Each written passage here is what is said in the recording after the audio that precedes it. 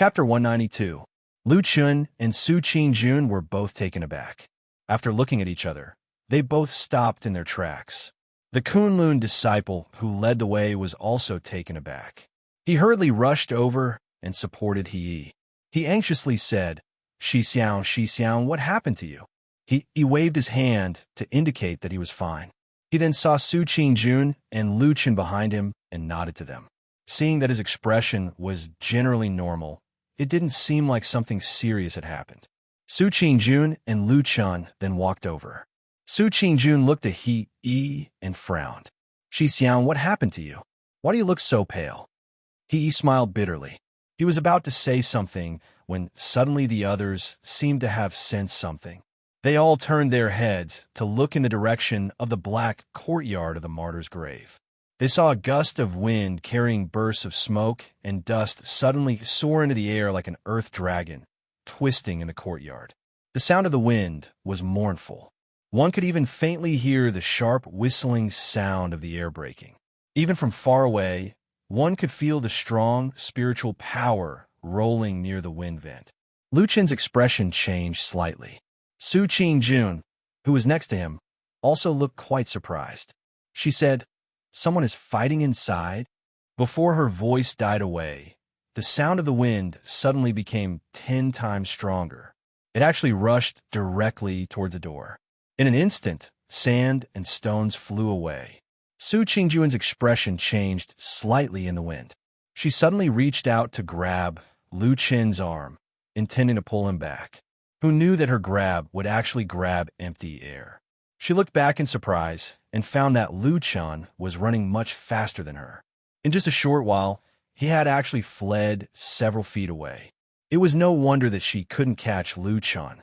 Su Qingjun snorted. She glared at Lu Chun in annoyance and awkwardness. She followed him and mumbled, "His cultivation is not high, but he runs fast." Lu Chun's ears were sharp, and he actually heard these words. He smiled at Su Qingjun, who was walking over, and said, "I can't help it. It's not easy to get by in this world, and I don't have the invincible talent like you geniuses. Any one of you is enough to annoy us, the janitor disciples. So you could do anything in cultivation, but you can't slack off in escaping. You talk too much." Su Qingjun first smiled, then scolded him. On the other side, he took in the two's conversation and expressions. He seemed to be deep in thought, but his expression didn't change much. After a while, the wind gradually weakened, and the earth dragon in the air seemed to be affected by some powerful force. It twisted more and more, and then suddenly broke in the middle and fell to the ground. Then the wind stopped. A person walked out from the black courtyard, and it was Dongfang Tao. The darkness rolled and rolled behind him, and one could vaguely see another withered and skinny figure. It was the corpse watcher, but he clearly didn't have much interest in the people outside the cemetery. Since this figure had appeared, the people who seemed to have been in a fierce battle just now were naturally Dongfang Tao and the corpse watcher. This discovery shocked Lu Chun and Su Qingjun. It should be known that Dongfang Tao had broken through to the Yuanying realm and could be considered as another powerful figure in the Kunlun party. But the most surprising thing was the corpse watcher. Although he looked ugly and skinny, like a lonely old man, or like an old man who had been decaying for many years from the situation just now, this corpse watcher must have used all kinds of strange secret techniques. Compared to a true Yuanying realm master, he did not seem to be at a disadvantage. Of course, why these two people fought and why they suddenly stopped was not something Lu Chun and Su Qingjun could guess. Dongfang Tao said something to the corpse watcher, and it seemed that he was a little angry. The corpse watcher also responded with a few words, and it gave off a somewhat strange feeling, which immediately made Dongfang Tao angry again. But even so, in the end, Dongfang Tao actually suppressed his anger and left the back of the dark mountain peak. On Dongfang Tao's way out, Su Qingjun, and Lu Chun all lowered their heads and bowed to him. Dongfang Tao did not pay much attention to these young people, and at most nodded at He as a sign of respect. Watching Dongfang Tao swagger off, Lu Chun and Su Qingjun finally reached the edge of the doorway. He was one step ahead of them and rushed into the courtyard first. He looked at the corpse watcher and said, "Senior, look, you guys do what you need to do, don't mind me." The corpse watcher said coldly, then turned around and walked into the darkness, looking completely different from usual. He let out a long sigh and turned to greet Su Qingjun before chatting idly. Lu Chun listened on the side, as if he did not exist. After some hypocritical pleasantries, Su Qingjun asked "Senior brother, why did you call us over?" He waved his hand and said, "It's not a big deal. It's just that Changxing's death was very tragic, and some higher-ups in the sect couldn't stand it, so they gave the order to thoroughly investigate the matter."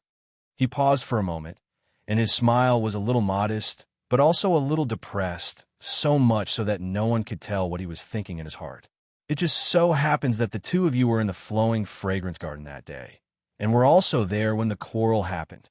Lu Chun and Su Qingjun's faces suddenly darkened, and Su Qingjun said to He with a dark face, "Senior brother, you called us over without any evidence. I'm afraid it's a little too much." He's expression did not change, and he said indifferently, "If the two of you have any opinions about me, you can go directly to Sect Leader Idlemonth to complain. Once there's an order, I will naturally stop." This order would not be obtained, and Su Qingjun's heart was as clear as a mirror. She took a deep breath and said, "If that's the case, if there's anything, senior brother, you can ask. But before that, I want to see my good-for-nothing brother. Is that okay?" "I'm afraid that's not very convenient." He directly refused, and then said to Su Qingjun with great respect, "Su Jun, your sister, actually don't have to worry too much. We still have some questions to ask other than Master Su, to see if they are in cahoots with the evildoers of the evil faction." Su Qingjun snorted and said, "Anyway, you called us over. Are you suspecting our identities?" "That won't be the case." He smiled and said, "Even if I suspect anyone, I won't suspect you. But what needs to be done still needs to be done. In view of the fact that there are many evil faction spies in the cultivation world, it's really hard to guard against them. I was a little rude to the two of you. Please forgive me." Immediately after, he did not say any more superfluous words and directly started to interrogate them. And in the middle of it, he even separated the two of them for a period of time.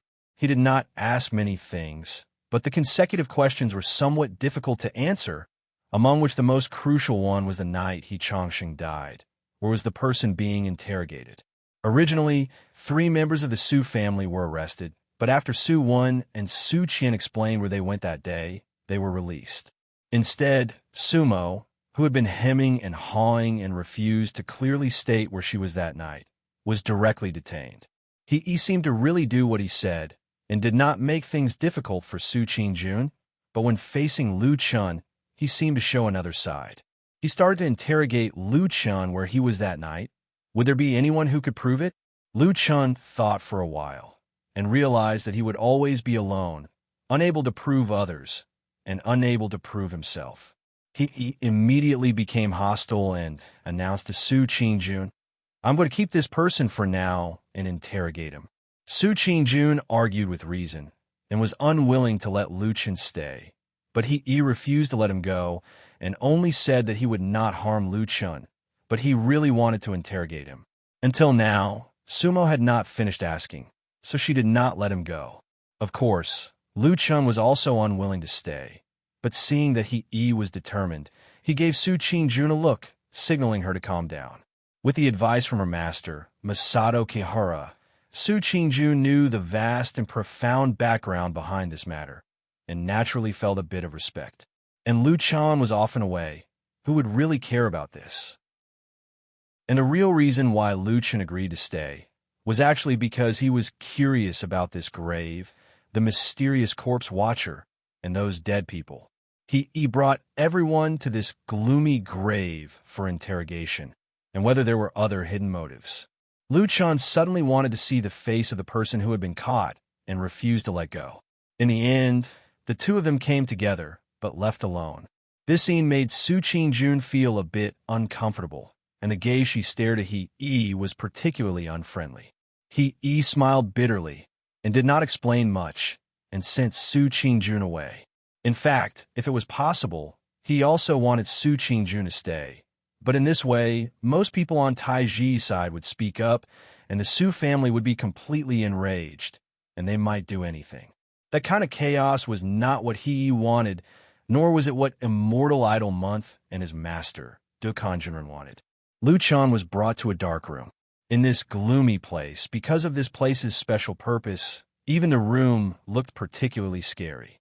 According to Yi, he was tired today and asked Lu Chun to rest first and talk tomorrow. Lu Chun did not refute and silently accepted Yi's words until he was in this dark room. And when he began to try to see and explore the surroundings, he suddenly heard a weak and painful voice from the corner of the room, containing fear. "Save me! Save me! Save me!" Lu Chun immediately stopped and turned to look at the place where the voice came from. After a moment, he suddenly walked a few steps in that direction and came to a corner. Then he squatted down and looked at the figure who was huddled up in the corner. He sighed and said, "Young Master Su, how are you?" Chapter 193.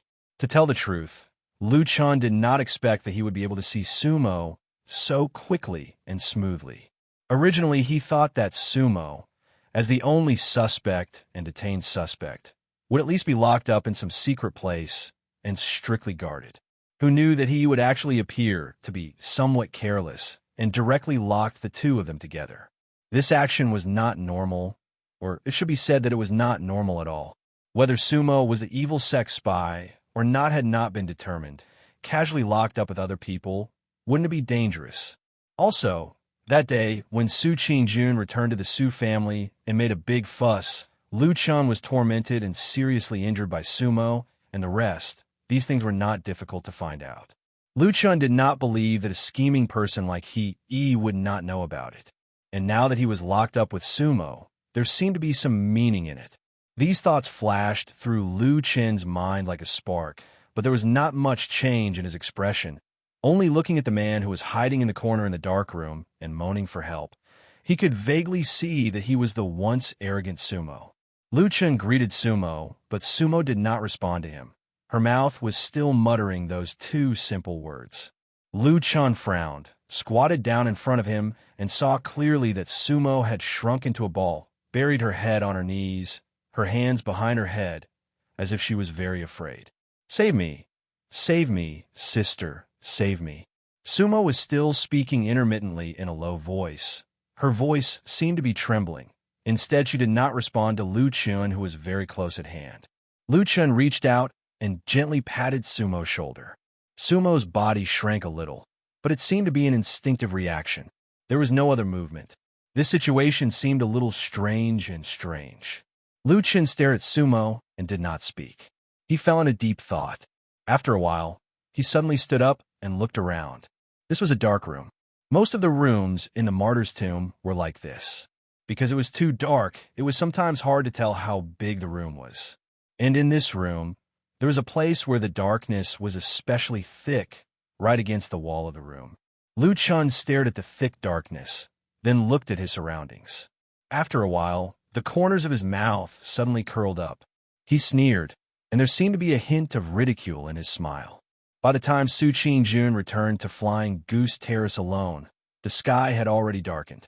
She was in a bad mood. All kinds of dark and strange scenes kept appearing in front of her eyes. She was a little worried, even more worried than before. She was worried about her brother, Sumo, and also worried about Lu Chun. As she walked on the mountain path, Su Qingjun made up her mind to go to the gloomy martyr's tomb again tomorrow morning. No matter what, she had to try her best to save them. Although there might be all kinds of inexplicable undercurrents behind this matter, it had nothing to do with Sumo and Lu Chun. When she walked up to Flying Goose Terrace, her body suddenly paused. In the cold night, she saw a black dog squatting alone in front of the wooden house, looking at the mountain path here. After a while, Atsa got up and slowly walked over. When it came to Su Qingjun's side, it first looked behind her.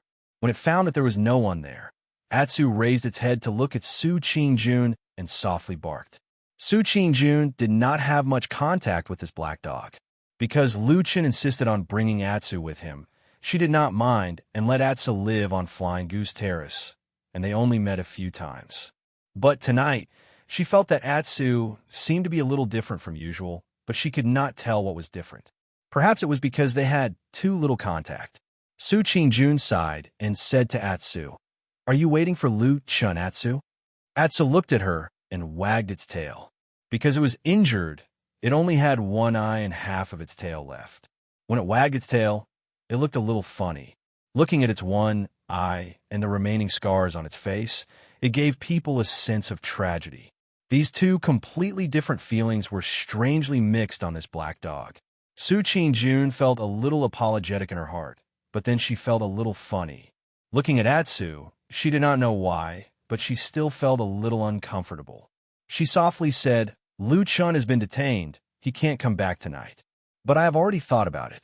I will go there tomorrow. No matter what they find out, as long as I can't confirm that he is the traitor, I will definitely bring him back. Okay?"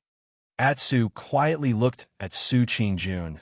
The light in its only eye was dim and uncertain. The half of its tail behind it had unknowingly stopped. Su Qingjun saw that Atsu didn't respond for a long time. She didn't know if he understood her words, so she could only sigh softly. She then turned around and walked into the cave residence. She opened the stone door and walked in. The heavy stone door closed behind her, and the flying goose platform once again fell into silence. The night became colder. The black dog slowly stood up and walked to the edge of the cliff. It looked at the vast sea of clouds in silence. Its only eye lit up with a dark green light, like a crystal clear gem, but also like the deep sea. It slowly raised its head and looked at the dark night sky. This night, the clouds were very thick, blocking the moonlight and the stars.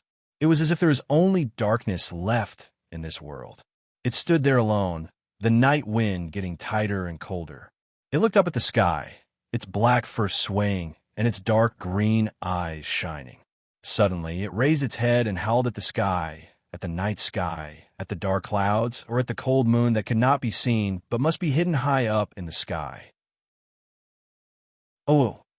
The mournful howl echoed above the sea of clouds, lingering for a long time. Su Qingjun did get up early the next morning. After dressing up, she walked out of the cave, ready to go to the cemetery. When she left the flying goose platform, she glanced at the wooden house, but she did not see Atsu, so she thought that maybe the black dog was still sleeping. Su Qingjun got up very early, but on the same morning, there was someone else who got up even earlier than her. He walked through the long street of Kunwa City, which had not yet become lively. Although the street was not lively, there were already some pedestrians. The fat, old ma yawned. He saw a stall selling breakfast on the side of the road ahead, so he walked over and sat down. This kind of roadside stall, of course, sold food for mortals in the secular world. There was no such thing as food made of various spiritual materials, so ordinary cultivators would not patronize this place. However, Old Ma was obviously more like a mortal. He casually sat down, ordered some steaming hot breakfast and hot porridge, and ate them in big mouthfuls. His forehead was slightly sweaty, and it was only then that he seemed to heave a sigh of relief, looking a bit more comfortable. "It's so cold tonight," he said with some emotion. He then turned his head to the north and glanced at the majestic Kunlun mountain range. Even the tall city walls of Kunwa City couldn't block the rise and fall of the majestic mountain range. Old Ma pursed his lips and said to himself, "I've done what I should. You better not bother me. Let's see what you do next." He was in a daze for a while. Then he called the stall owner to pay the bill. The stall owner was an old man, so he came over to settle the bill. When he turned around to leave, he suddenly saw Old Ma's hand, so he reminded Old Ma, "Sir, your hand is bleeding." Old Ma looked down and saw some blood between the fingers of his left hand. He immediately smiled and said to the stall owner, "Ah, I didn't expect to cut my hand. Thank you, boss. I'll go bandage it later." The old man chuckled, put away the bowls and chopsticks, and walked away. Old Ma stood up and walked back to the street. As he walked, he calmly wiped his left hand under his sleeve. That trace of blood was wiped on it. Then it disappeared from his hand. He happily and contentedly walked forward, just like an ordinary person. At this time, The street gradually became lively and more people appeared. No one noticed a fat man with bloodstains on his hand gradually walked into the crowd and disappeared. He did not sleep well that night. The energy in the righteous grave was too heavy. It was really not suitable for ordinary people to live in. Even for a foundation establishment realm cultivator like him, living here for a long time would also feel uncomfortable. If one lived in this kind of shady place for a long time, perhaps even one's temperament would become strange, just like that corpse watcher. He was actually curious about the corpse watcher. This skinny and shriveled old man was mysterious and obviously powerful. He also seemed to have some unexplainable grudges with the newly promoted Yuanying Jinren, Dongfang Tao, which made him even more unfathomable. But right now, these were not the things that he was most concerned about. He was recommended by Dukan Jinren to sect leader Idle Month Jinren. He was wholeheartedly pursuing that evil faction spy murder case. However, this matter had been dragged on for a long time. He was actually feeling a great deal of pressure. And because of this, he had no choice but to gradually turn his methods more intense. It was already too late to use the previous gentle and tactful methods. Teacher and sect leader Reverend, they could not continue to indulge like that. He felt wronged. This evil faction spy's methods were ruthless but unusually cautious. Even with his very familiar experience with the evil faction, after so long, he still could not find any reliable clues. But in his heart, he did not blame those two teachers. Without them, he would still be in closed-door training and reflecting on his mistakes. Without them, he would not have been able to come out and do things so early. He even felt a little ashamed and felt that he had let down his teacher and sect leader Reverend. So, today he felt that the reason why he could not calm down last night was because he did not do a good job. Then today, he must think of a way to carefully interrogate the two people who were currently detained and strive to find out something. If there were any results based on this merit, he would definitely be able to let his younger brother, Gang, return to the Kunlun party. When he thought of this, his somewhat heavy heart lightened up a lot. When he strode out of the room, he probably thought of his younger brother. The corners of his mouth carried a trace of smile. But the moment he walked to the courtyard, he was suddenly stunned. On the grave's black main entrance, the room door was opened, but he did not know when, but there was a black dog standing outside. The black dog was staring at him. Chapter 194. Of course, he had never seen one before. Or rather, even if he had, he would not have cared about such an ordinary black dog. However, when he saw the black dog, he was still slightly shocked. He was curious as to why a dog would appear in such a shadowy place where all living creatures avoided it. He was also surprised at the mutilations and scars on the black dog's body. This was a dog that had clearly been severely injured. Not only was it covered in scars, its one eye and half a tail made it even uglier and more frightening. He was also a normal person. When he first saw the black dog, he frowned and his eyes were filled with disgust. However, very soon, his gaze changed slightly and his expression softened. This change was not because he had suddenly become kind and compassionate, but because he had suddenly thought of his younger brother, Gang. Because he had been surrounded by a pack of black jackals in the disorientated lands, Gang had been severely injured and disfigured. Now, after a series of twists and turns, he did not look like a human or a ghost. As his older brother, his heart ached for him.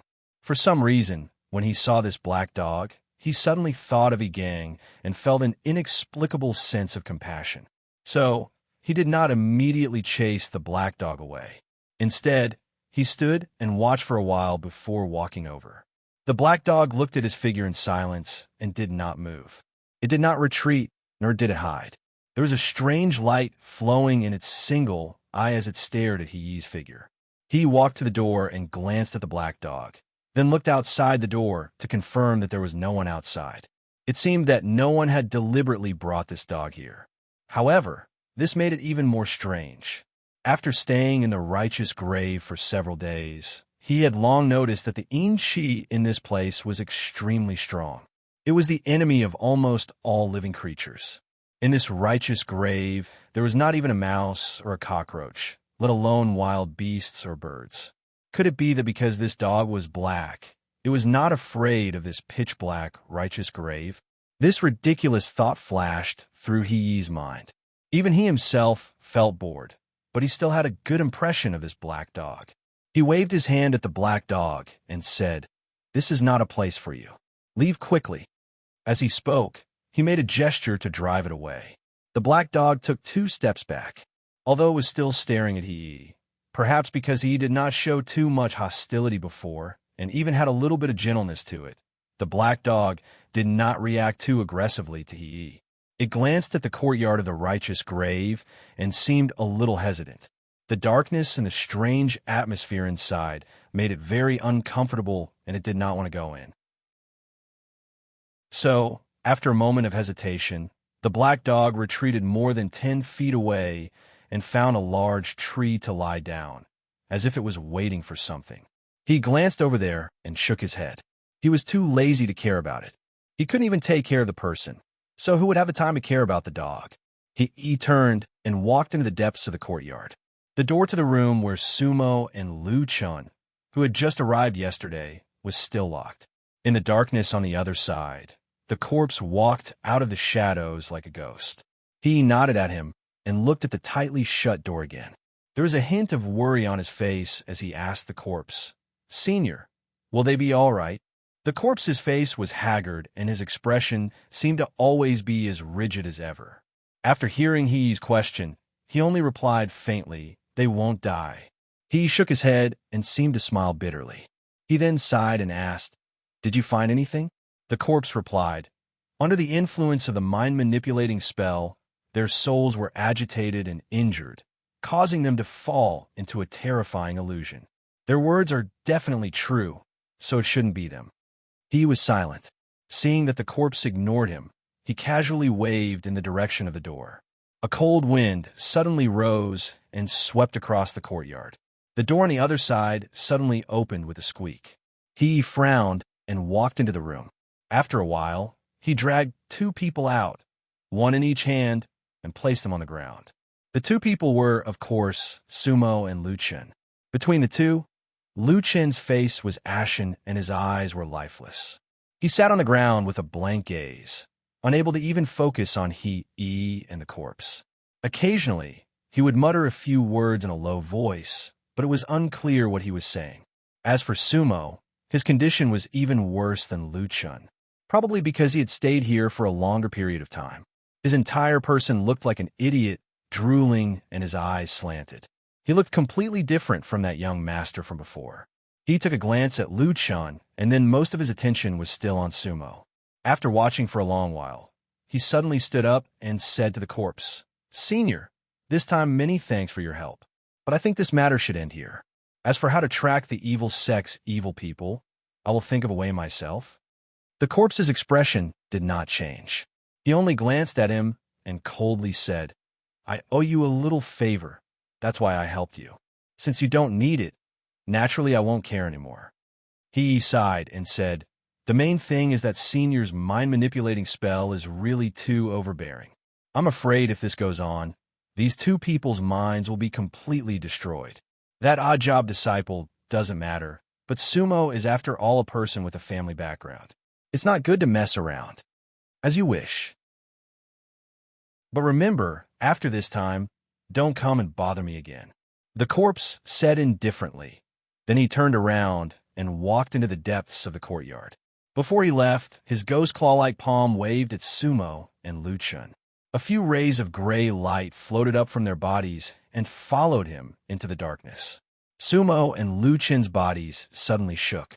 A moment later, their heads tilted and they both fainted on the ground. He walked over to take their pulse. He felt that these 2 people's pulse had gradually calmed down. He nodded his head in relief. After all, the Kunlun party was a place with rules. It did not allow him to act recklessly. If he really wrongly accused a good person and killed someone, even his master and the sect leader might not be able to protect him. After the mind-manipulating spell was lifted between Sumo and Lu Chun did not seem to have changed much. On the other hand, Sumo's complexion was much better. At least the idiotic look of her crooked mouth and slanted eyes was gone. Her facial expression gradually returned to normal, but she still did not look too good. After about an hour, he suddenly heard a call from the entrance of the martyr's tomb. Senior brother, he turned around and saw Su Qing-jun standing at the doorstep with a solemn expression. She was looking in his direction. Then, her gaze fell on the two people lying on the ground. She immediately looked surprised and worried. He cupped his hands at her and said, "Good morning, junior sister Su." Su Qing-jun walked over slowly. She seemed to still be suppressing her emotions to keep calm. She said, "What happened to them?" He said, "They were just released to get some fresh air." Su Qing-jun's expression turned cold. She said, "What did you do to them?" He shook his head and said, "I didn't do anything, but I have already asked what I needed to ask. The two of them should have nothing to do with Changxing's death. So when they wake up later, you could take them back." Su Qing-jun was startled. Then, her face revealed a happy expression. At this moment, there was a sudden groan from the ground. Lu Chun was the first to wake up. Not long after, Sumo also woke up. He looked around blankly. His eyes were still a little scattered. After a while, he seemed to suddenly find Su Qing-jun. His expression suddenly changed. He rushed over and hugged Su Qing-jun. He shouted, "Sister, sister." Su Qing-jun showed a pained expression. She reached out and patted his back to comfort him. At the same time, she looked at Lu Chun. She found that although Lu Chun's expression was a little strange, he could still control himself. He stood up shakily. Their eyes met. Lu Chun grinned, indicating that he was fine. Su Qing-jun took a deep breath. She looked at he and said coldly, "Senior brother since you are fine, can we go?" He nodded and said, "Forgive me for not seeing you off." Su Qing-jun supported Sumo. Lu Chun also looked a little weak, but he still walked alone. When they walked out of the gate of the martyr's grave, a black shadow suddenly walked out from a corner in front of them. The black dog stood quietly on the side of the road. It did not look at Su Qing-jun and Sumo. It only looked at Lu Chun. Then, it gently wagged its tail and walked towards Lu Chun. When Lu Chun saw Atsu, his expression changed slightly. He then glanced at Su Qing-jun. Su Qing-jun shook her head and said, "I didn't bring it here. I don't know how Atsu came here by itself."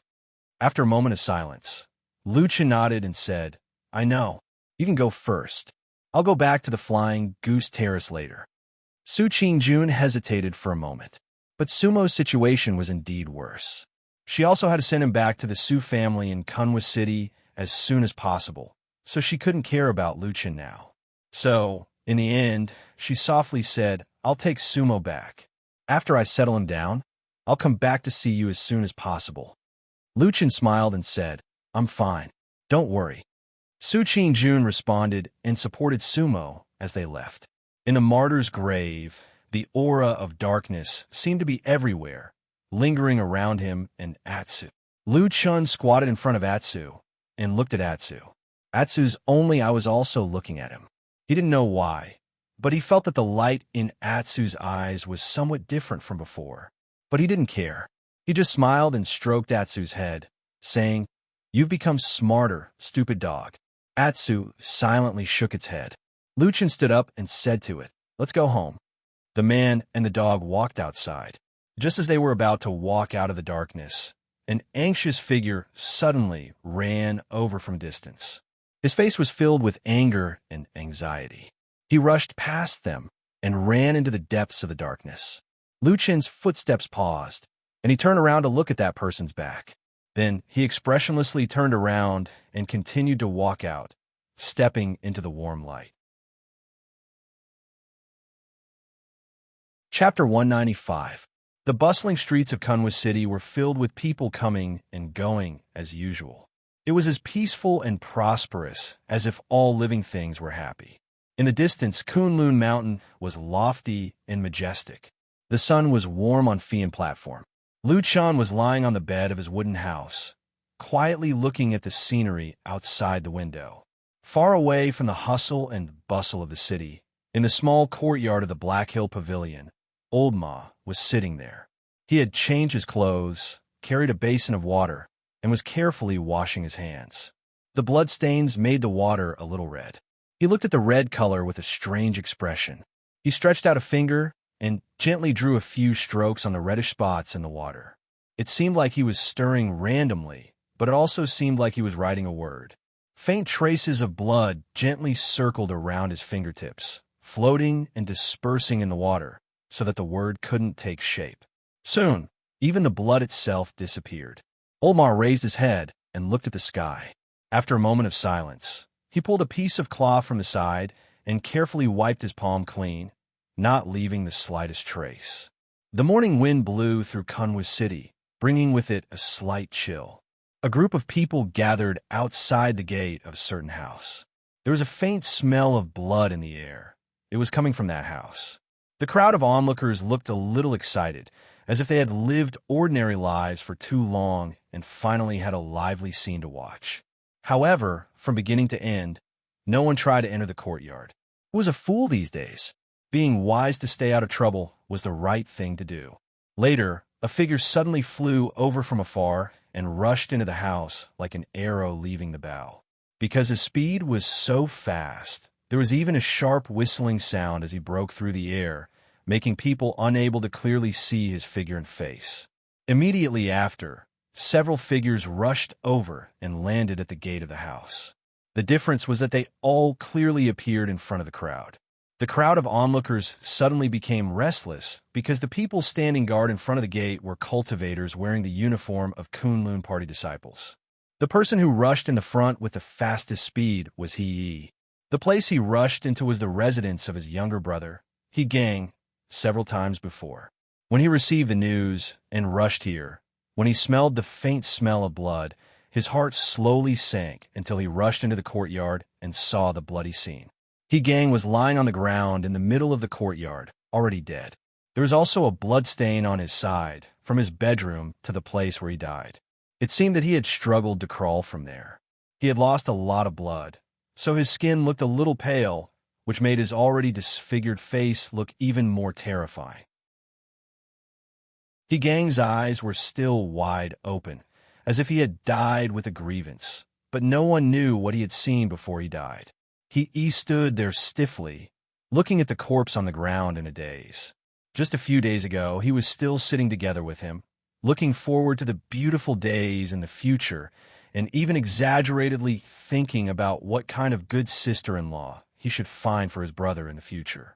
Sometimes he really thought that he and his younger brother could live well like this, that he would become successful and famous, that he would be successful in his cultivation, and that he would take good care of him for the rest of his life.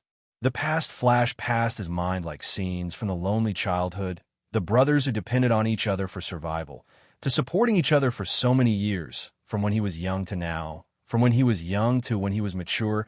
The only thing that never changed was his smile, Big Brother. At this moment, like a death knell, the sound of Big Brother rang again and again in his ears. He only felt that his heart was beating crazily, as if it was about to explode. He thought that he was going crazy, shouting and yelling, but in the end he could not make a sound. He just staggered forward, and then knelt down beside his younger brother's corpse. The smell of blood assaulted his nostrils. He suddenly felt like vomiting. His hand trembled a little, and he slowly reached over and gently touched He Gang's head. His younger brother's head shook slightly, but there was no reaction. Where he touched it, his fingertips felt a trace of coldness that seemed to seep into his bones. He clenched his teeth, his mouth silently contorting for a moment. Then he lowered his head, his entire body tensed up and trembled. He forcefully swallowed all the anger and pain. He's dead, he's dead, he's dead. There was a bitter smile on his face, but there were no tears, only desolation. Then he gently used his hand to wipe his younger brother's eyes, wanting him to at least rest in peace, but after trying a few times, he found that the eyes could not close. He slowly retracted his hand. "All right," he said softly, "just open your eyes. Big Brother promises you, I will help you get revenge." He Gang's face did not change. The matter of having a spirit after death seemed to be just a legend after all. He lowered his head, and was silent for a very long time. Then, he quietly began to help his younger brother tidy up his body, smoothing his clothes and straightening his body. Then, he found that Gang had a hand under his body. He tried to pull his hand out, but when he flipped over Gang's body halfway, his body suddenly trembled and his movements abruptly stopped. After a moment, he relaxed his movements, lightly pulling Gang's body to the side, revealing the piece of ground he was originally pressing down on. One of Gang's hands was still there, his fingers stained with dark red blood, using blood to write a crooked and terrifying character on the ground.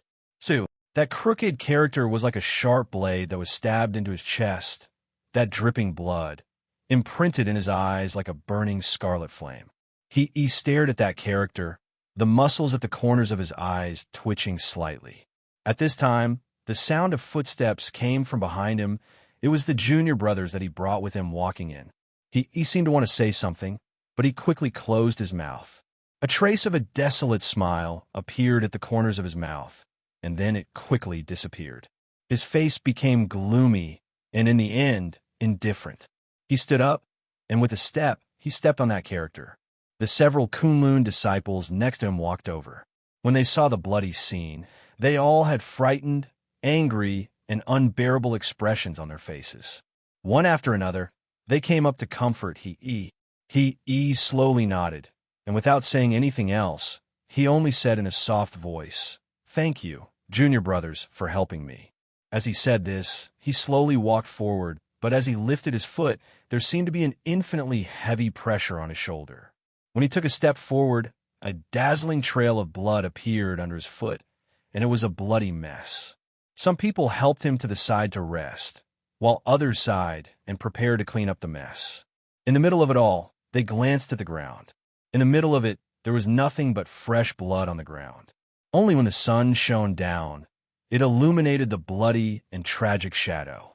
There were still 13 days until the next full moon night. There was some turmoil in the Kunlun party, and it was about his only relative, his younger brother, Gang, was suddenly killed in Kunwa City, and his body was thrown in the courtyard. When the news came, he was so grieved that he almost couldn't do anything. So the murder case of Changsheng, which caused a lot of trouble, suddenly quieted down. Du Kanjinren, who cherished his disciple, once again summoned back in the name of closed-door meditation. He went to the sect master, Reverend Idlemonth, to ask for forgiveness and took all the responsibility. But Reverend Idlemonth was also open-minded and didn't really pursue the matter. In any case, they were all from the same sect. If someone was to blame, they could only blame the devil cult's evil man for being too treacherous and cunning. It was just that in the sect, everyone seemed to hate the devil cult to the bone and felt indignant about the injustice. But in private, there were some whispers that couldn't be brought to the surface. Gang didn't die earlier or later, but he died when he was investigating the murder case on a large scale, and he died after he detained the Su family. The water was deep. Many people said so, with a meaningful smile on their faces.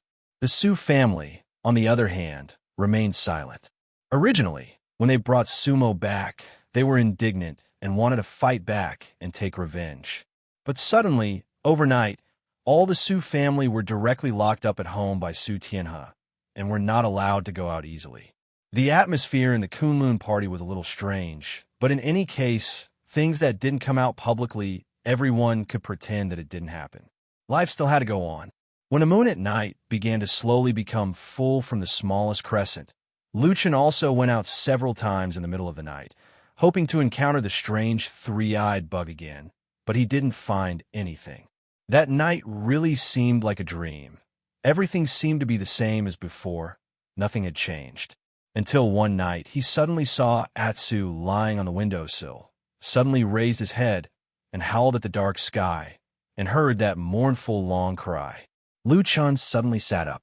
After the long cry, Atsu turned to look at him and suddenly jumped out of the window. Without any hesitation, Luchan directly jumped out, and then followed Atsu all the way to the forest behind a mountain of Flying Goose Terrace.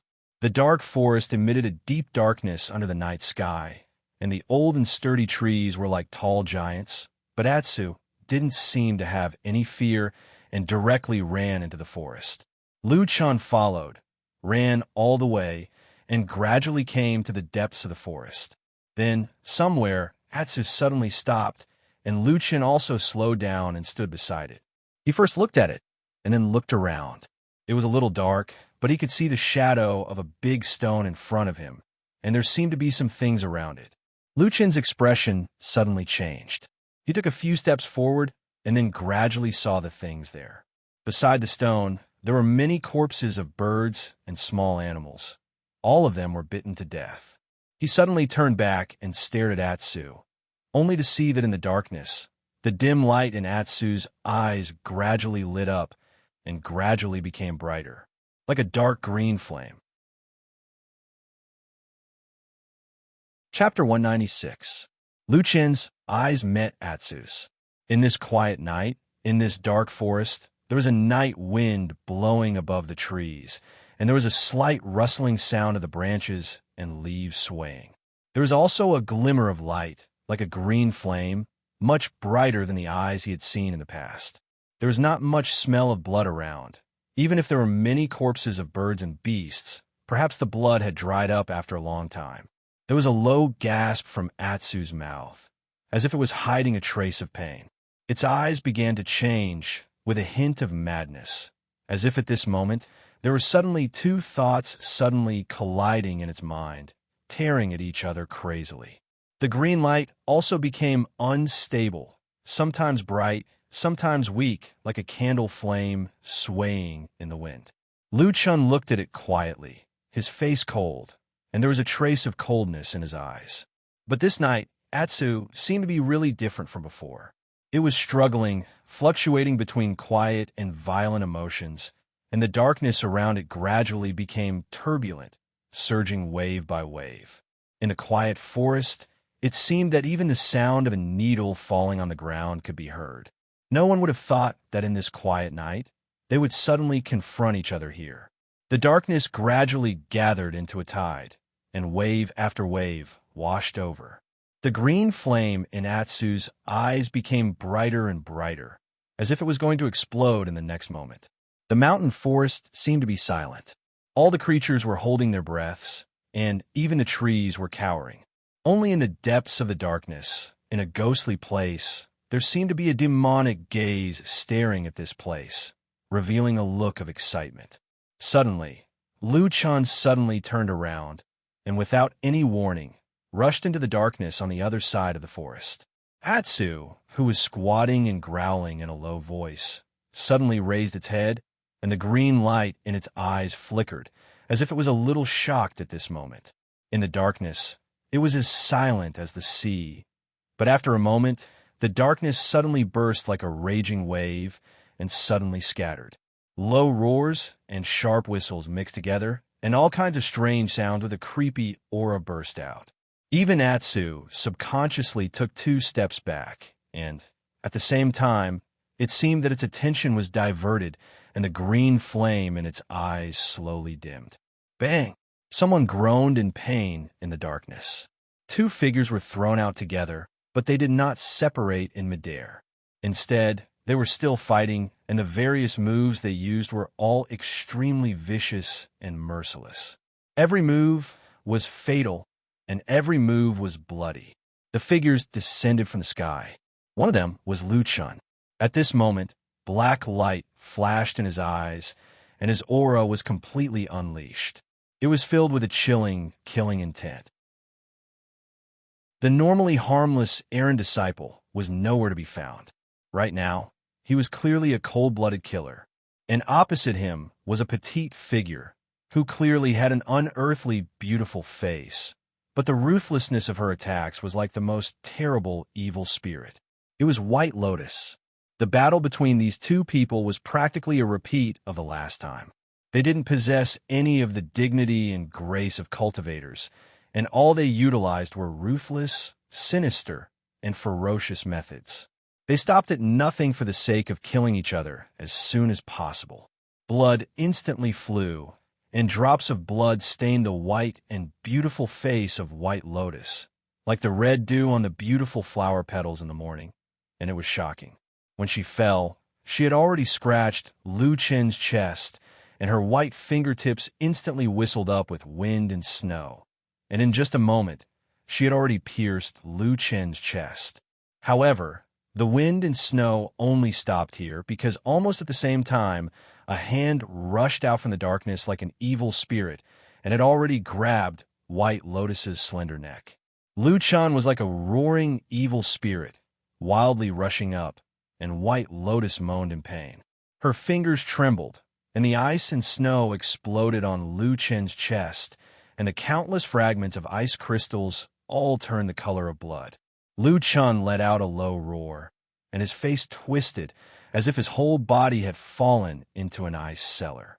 But at this moment, it seemed that all the blood in his body was cold, and he was isolated from all the pain, ignoring it. Those 5 terrible fingers flickered with black flames, and in an instant, they burned into White Lotus's flesh and blood. White Lotus screamed, and her whole body was grabbed by the neck by Lu Chen, and with a loud bang, her body heavily hit the trunk of a large tree. Suddenly, the surroundings trembled, and countless leaves fell like rain. The murderous rain in the darkness. It was as if the air had suddenly quieted down, and all the noise had died down. Gradually, the sound of falling leaves could be heard, as well as Lu Chen's slightly pained panting and White Lotus's already twisted breathing. The green light in Atsu's eyes had almost completely disappeared, and it seemed to be stunned by the sudden scene just now. Only now did it react, and then it hesitantly stood up and slowly walked a few steps towards Lu Chen and White Lotus. As it got closer, it could clearly see that in the still falling leaves, Lu Chen slightly lowered his head, as if he was sucking in cold air, and coughed softly. His chest was a mess, and his right hand was straight in front of him. He still grabbed White Lotus's neck and pushed her against the tree trunk, so that her petite body was suspended in the air, and her face was pale, as if she was about to suffocate to death. In the forest, there was only silence. Atsu looked at the 2 strange people and hesitantly took a step forward. Suddenly, Lu Chen turned his head and looked at it. His empty left hand suddenly raised, and he pointed a finger at it. He pointed at it condescendingly. Along with this movement, a few scalp-numbing cracking sounds came from his body, like the sound of ice cracking. Then, a gush of blood gushed out from his chest. Atsu immediately stopped in his tracks. It looked up at Lu Chen, and that finger was just above it. Deep in the man's eyes, there seemed to be wild black flames burning, and endless black tides swept over. He stood in the darkness like a god or a devil. All the hair on Atsu's body seemed to stand up in an instant. After a moment, it lowered its head and slowly lay down under that finger, showing all its submission and awe. Lu Chen took a deep look at the black dog, then turned his head and looked at White Lotus in front of him. His eyes were as violent as a demon and as cold as the ice on his chest. He stared at this fairy-like little girl, and after a moment, he said coldly, "Is it fun?" White Lotus was suspended in the air under that hand that seemed to be cast from iron. Her face was in pain, but for some reason, she was still smiling when she looked at Lu Chen's face while panting. "It's fun," she said, looking straight at Lu Chen, and there seemed to be a hint of provocation in the depths of her eyes. Lu Chen's 5 fingers tightened again, and White Lotus groaned in pain. Her suspended body twisted a little, like a thirsty fish thrown onto the shore. "You are forcing me to kill you," Lu Chen said coldly. "You don't dare to kill me." Almost immediately after his words, White Lotus immediately responded. Then her legs kicked a few more times, as if she was finally unable to breathe, and her body began to soften. Lu Chen silently looked at this strange girl, who seemed to be a mix of light and darkness, beautiful and fierce angel and demon. After a while, he suddenly let go of his hand. White Lotus let out a soft cry, and her whole body fell down. After falling to the ground, she covered her neck with both hands and began to desperately gasp for breath. After a while, she finally calmed down. Lu Chen looked at her quietly, then sighed, and said, "You are right, I don't dare to kill you." The darkness in the forest at this time had gradually calmed down, no longer surging like the tide, nor was there that kind of fierceness. Instead, there was a hint of quiet gentleness. Lu Chan walked to the side of Atsu and very naturally sat down on the ground next to it. At this moment, all the different aura on his body had disappeared, and he seemed to have changed back to the usual gentle and useless odd-job disciple. However, Atsu seemed to be more familiar with Lu Chen's aura. It gently leaned over, using its head to rub against Lu Chen's thigh, and then nestled beside him, just like before, intimately, as if nothing had happened. On the other side, White Lotus also walked over after resting for a while. After that life and death battle, she seemed to suddenly forget everything, just like Atsu, as if nothing had happened, and naturally sat opposite Lu Chan and Atsu. The atmosphere was a little vaguely strange. Lu Chan raised his head to look at her, and said, "I thought we had already made it clear before." White Lotus said, "What do you mean?" Lu Chan said, "Well, water does not interfere with the river water. As long as we stay away from each other, we will be safe."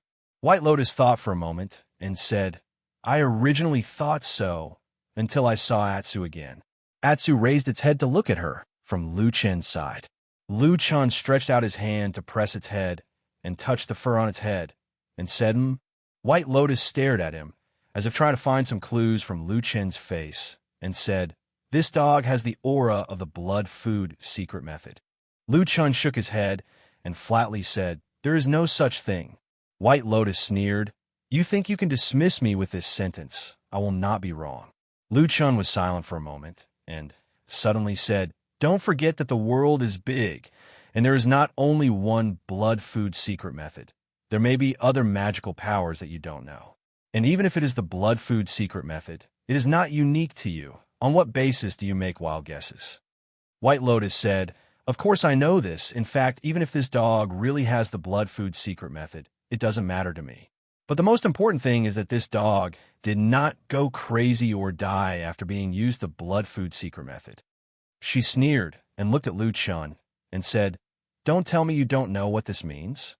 Lu Chan gently touched Atsu's head, but fell silent and did not say a word for a long time. Chapter 197. In the end, nothing happened that night. Lu Chan and White Lotus parted ways in the dark forest. They went their own ways and went their separate ways. When the beautiful girl disappeared into the forest like a ghost, Lu Chan brought Atsu to Flying Goose Platform and returned to his wooden house. Late at night, the clouds parted and the moon appeared. A faint ray of moonlight shone on the windowsill and shone on Lu Chan and Atsu. Atsu looked up at the sky. The crescent moon was like a hook, while Lu Chan stared at Atsu. After a while, he stretched out his hand and gently touched Atsu's back. Atsu turned its head and glanced at him. Lu Chan frowned slightly. After a while, he suddenly said, "You can't stay on this Kunlun mountain anymore." Atsu's only eye flickered. Lu Chen's hand gently stroked Atsu's body. Its fur was soft and smooth like black satin. However, under this smoothness, there were pieces of bulging flesh and bones. There was blood that flowed extremely fast, and there was the sound of a strong beating heart. It was an unfamiliar power that was slowly gathering in this black dog's body. One day in the future, it would finally burst out. "I didn't expect you to become like this." Lu Chan gently touched Atsu and whispered, "I just wanted to save your life at that time, but there was really no other way. White Lotus, that little girl, always thought that what you had was the blood-feeding secret method. In fact, that was not the case at all.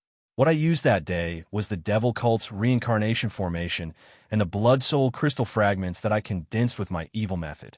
At that time, I only thought of prolonging your life. But I didn't expect that you could actually absorb the Blood Soul crystal fragments and activate all the potential of your bloodline. This result is almost exactly the same as the blood-feeding secret art. So, she's mistaken." Lu Chan smiled and said, "Atsu, I think your father, whom you have never met, must be an extremely powerful demonic beast. That's why he could give you such a strong bloodline." Atsu leaned forward. It wasn't clear if it understood Lu Chen's words, but it didn't say a word from beginning to end. Lu Chen didn't mind. He raised his head and looked out the window, looking at the moon high up in the sky. After a while, he said softly, "You can only stay for another 10 days at most. When the night of the full moon arrives, you won't be able to endure it anymore. Before that, you must go down the mountain." The next morning, the sky was bright. When Lu Chen walked out of the wooden house, he saw Xian's figure walking quickly from the foot of the mountain. Although she told Lu Chen that she would come back to see him as soon as possible, but in fact, these days, Su Qingjun hadn't come back. As for the reason, Lu Chen actually knew very well that Sumo's situation was actually far worse than when she came out of the martyr's grave that day. My manipulating spell was a very overbearing spell, but couldn't be said to be evil or evil. In fact, similar methods existed in both the righteous faction and the devil cult. But firstly, it was very difficult to practice, and secondly, it was very easy to backfire on oneself. So there weren't many people who practiced it. Needless to say, there were many madmen in the devil cult. As for the righteous faction, there were also people who practiced similar spells, but almost all of them were in Fuyunji under Zheng Xiaming's command. After all, this kind of spell was almost of no help to the cultivator's own cultivation and strength, but the danger was not small. Most of the time, it could only be used as a means of interrogation. Lu Chen didn't know much about the other halls of Zheng Xiaming, but he knew Fuyunji like the back of his hand. That day, he saw that Sumo was cast with an extremely overbearing, mind-manipulating spell, and her mind was damaged. Moreover, the person who cast the spell was very ruthless and ruthless. It seemed that in order to get what he knew, he didn't care about Sumo's life at all. At that time, Lu Chen felt a little strange. He felt that he didn't seem to go so far, otherwise, he would directly fall out with the Su family. With the Su family's current reputation and Su Qingyuan's advancement to Jindan, doing so would directly become a life and death enemy, which was really stupid. Until later, he saw the person who looked at the corpse. For a moment, he almost thought that the person who looked at the corpse was a spy sent by Zheng Xiaming Fuyunji to the Kunlun party. Compared to the various things around Lu Chen these days, whether it was people or things, all seemed to be hazy and gloomy. Only Xian that he saw this morning was bright. She bathed in the bright morning light, walking briskly. When she saw Lu Chen standing on the Fian platform, she suddenly laughed, then waved her hand vigorously and ran over to him. The sunlight shone on her face, reflecting an unusually bright brilliance. The fresh mountain wind also seemed to follow her, swirling and dancing, blowing over this mountain peak. "Brother Lu," Xian called out to him with a smile. Lu Chen nodded to her, revealing a trace of a smile, and said, "Why are you here?" "Oh, Sister Su sent someone to pass a message, asking me to come and see you," said Xian with a smile. Lu Chen slightly raised his eyebrows and said, "What happened to her? Asking you to pass a message for her." Xian sighed, showing a trace of helplessness on her face, and said to Lu Chen, "Sister Su has something to do at home. She really can't leave, but I heard from her that you seem to be injured, and she's also a little worried, so she asked me to come and see you. Sister Su also said that if you feel that your injury is really serious, let me take you to Bai Chao Tang first to have a look, and don't worry about anything. In the future, when she returns to the mountain, she will naturally return this favor." Lu Chen smiled and said, "She is a careful woman." Xian said with a smile, "That's right, Sister Su is a good person. I say, Brother Lu, you are really lucky. If it were someone else, it would be impossible for them to treat a part-time disciple like this." Lu Chen glanced at her and suddenly asked with a smile, "What about you?" Lu Chen asked, "If you also encountered the same situation, would you be concerned about an ordinary part-time disciple like her?" Xian frowned her beautiful eyebrows, seeming to be a little distressed and hesitant, and after a moment of hesitation, she stammered, "Well, probably not." Lu Chen laughed out loud and pointed at Xian, saying, "You are a bad woman." "Hey!" Xian suddenly became a little angry and glared at Lu Chen, shouting, "Why do you ask me these things for no reason?" "Well, Most people don't care about a part-time disciple they're not close to, okay? Lu Chen shrugged and said, "It's over. It seems that if something really happens to me in the future, I can't count on you." Exion's cheeks blushed, but she shook her head and said, "That won't happen, Brother Lu. You're different from others. I will definitely take care of you." Lu Chan was a little surprised and looked at Exion and said with a smile, "Really?" Exion nodded and said, "Really? You are alone. If you're really beaten to death, won't it be very miserable? And you used to be very good to me. In the future, when I have the ability, I will definitely take care of you. Don't worry." Lu Chan saw that she was particularly serious and only felt that it was interesting, and his heart was inexplicably touched, but soon he still smiled and interrupted and said, Okay, then from today on, I will say that you are a good woman." Exion looked at her with a mixture of annoyance and joy, then looked around and asked, "Where's A2?" Lu Chun turned back and whistled. After a while, a black shadow sprang out from the mountain forest behind Flying Goose Terrace, and it was Black Dog. Seeing Exion standing beside Lu Chun from afar, Atsu immediately shook its head and wagged its tail, and quickly ran over. Exion also let out a crisp laughter and greeted it with a chuckle. On the way, she hugged Atsu, who was rushing over, and hugged it in her arms. Woof, woof, woof, woof, woof, woof. Atsu barked repeatedly, looking very excited and happy, probably because it had not seen Exion for a while. On this mountain of Kunlun, the people who could really make it feel close to, and the people who could completely let down its guard, were only Lu Chun and Exion in front of it. Exion was also very happy. She hugged Atsu, and then pressed her hands hard on its back and head, as if she wanted to double what she had not seen in these days. She laughed and suddenly screamed. It turned out that Atsu was too excited and kept jumping and accidentally crushed Exion. Exion patted Atu's head. Although Atu's current appearance was extremely ferocious and hideous, in her eyes, he was no different from the black puppy from back then. She even laughed and shouted, "Oh, Stinky Atsu, why are you so heavy now? How many kilograms have you gained?" Woof, woof, woof, woof. Atsu kept rubbing against her, and its tail was also wagging wildly, as if it was venting the joy in its heart. After a while, the person and the dog calmed down a little. Exion smiled and patted Atsu's head, then turned to Lu Chun and said with a smile, "Brother Lu, do you think Atsu has grown a lot? Grown up?" Lu Chun was a little surprised, but after hearing what she said, he took a closer look and really felt that Atsu seemed to have grown a lot. Then he seemed to think of something, and his face became slightly solemn, but soon returned to normal. He smiled and said, "It should be. This stupid dog doesn't know anything. It only thinks about eating." After a while, Exion finally came over and said to Lu Chun, "Brother Lu, are you really okay now?" Lu Chun said, "Yes, I'm fine. Don't worry." "Oh, I'll tell Sister Sue about it," Exion said with a smile. Lu Chun looked at Exion and suddenly thought of something else. Back in the dark grave, Exion's master, Dongfang Tao, suddenly appeared there and seemed to have a fierce fight with the mysterious corpse watcher. His eyes flickered slightly, and he asked Exion, "All right, you always ask me.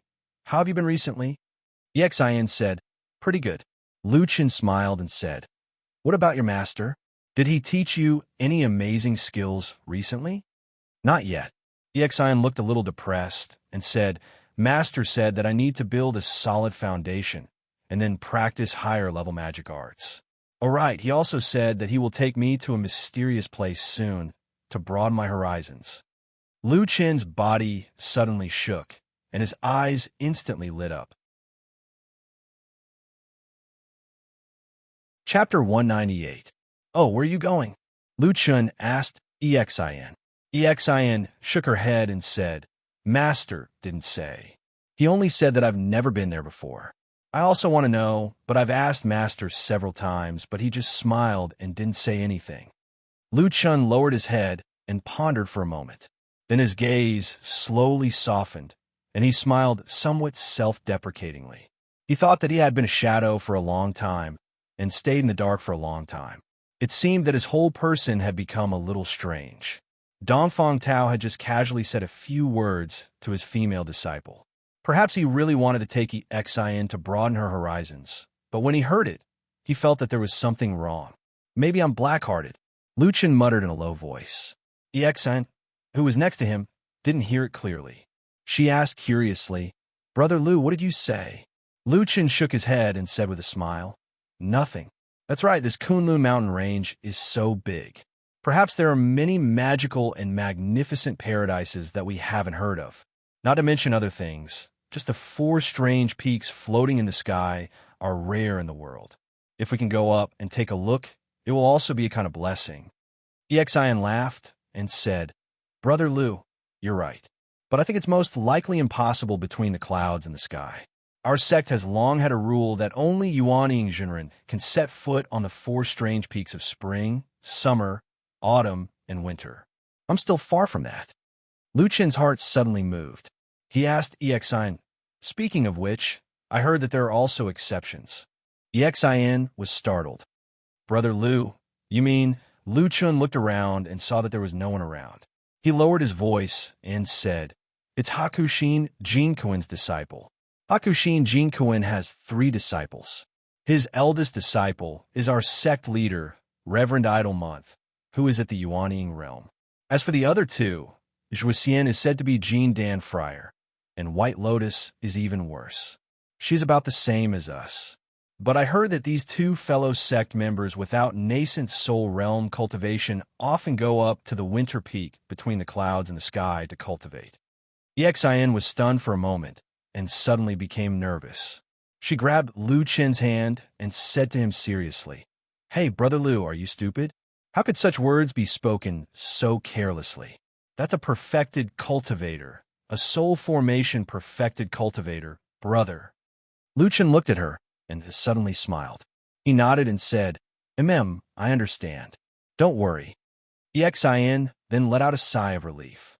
But very quickly, it seemed that she was also a little lost in thought by Lu Chen's words. She thought for a moment and then slowly said, I think it's probably because of perfected cultivator's face. Lu Chen coughed and said seriously, Friend Xin, I understand what you mean. You are saying that although the Kunlun party has strict rules, but at most it can only restrict Yuanying perfected cultivators. For soul formation perfected cultivators, these rules are useless. Hey! Xin jumped up in fright. Her face turned pale. She stammered, Brother Lu, you can't speak carelessly. I don't mean that. Lu Chen laughed out loud, but halfway through his laughter suddenly stopped. He was holding his chest with his hand, but there was a trace of pain on his face. Xin was shocked again. She hurriedly supported him and said, Brother Lu, are you okay? Just as she finished speaking, her body suddenly trembled, as if she suddenly thought of something. She instantly turned pale with fright and said in shock, Could it be that you said something bad about Hakushin Jinkuin just now, and he sensed it, so he gave you a punishment? Lu Chen rolled his eyes. After taking 2 deep breaths, the pain on his face subsided and his body stabilized. Then he angrily hit Xion's head and said, Nonsense. Do you think that perfected monarchs are immortals? There are so many people in the world who know of them. Who knows how many people have called out their names all day long? If they were to investigate them one by one, then perfected spirit severing monarchs wouldn't be able to do anything else. They would just be annoyed to death every day. Xin was stunned for a moment and said, If you put it like that, it seems to make a little bit of sense. Nonsense. Xin suddenly looked a lot braver. After sticking out her tongue, her expression also became a lot smarter. After thinking for a moment, she mysteriously pulled Lu Chen and said in a low voice, If that's really the case, it seems that the 2 disciples of Hakushin Jinkuin have indeed violated the sect rules. Lu Chen said, I said it just now, but there are so many people in the Kunlun party, but no one has come out to say anything. Xin shrugged and said, Brother Lu, you're also talking nonsense. Who would dare to say anything? That is a perfected spirit severing monarch. Besides, even the current sect leader, Perfected Idol Month, is also his eldest disciple. Those who still dare to say something like that are either stupid or out of their minds.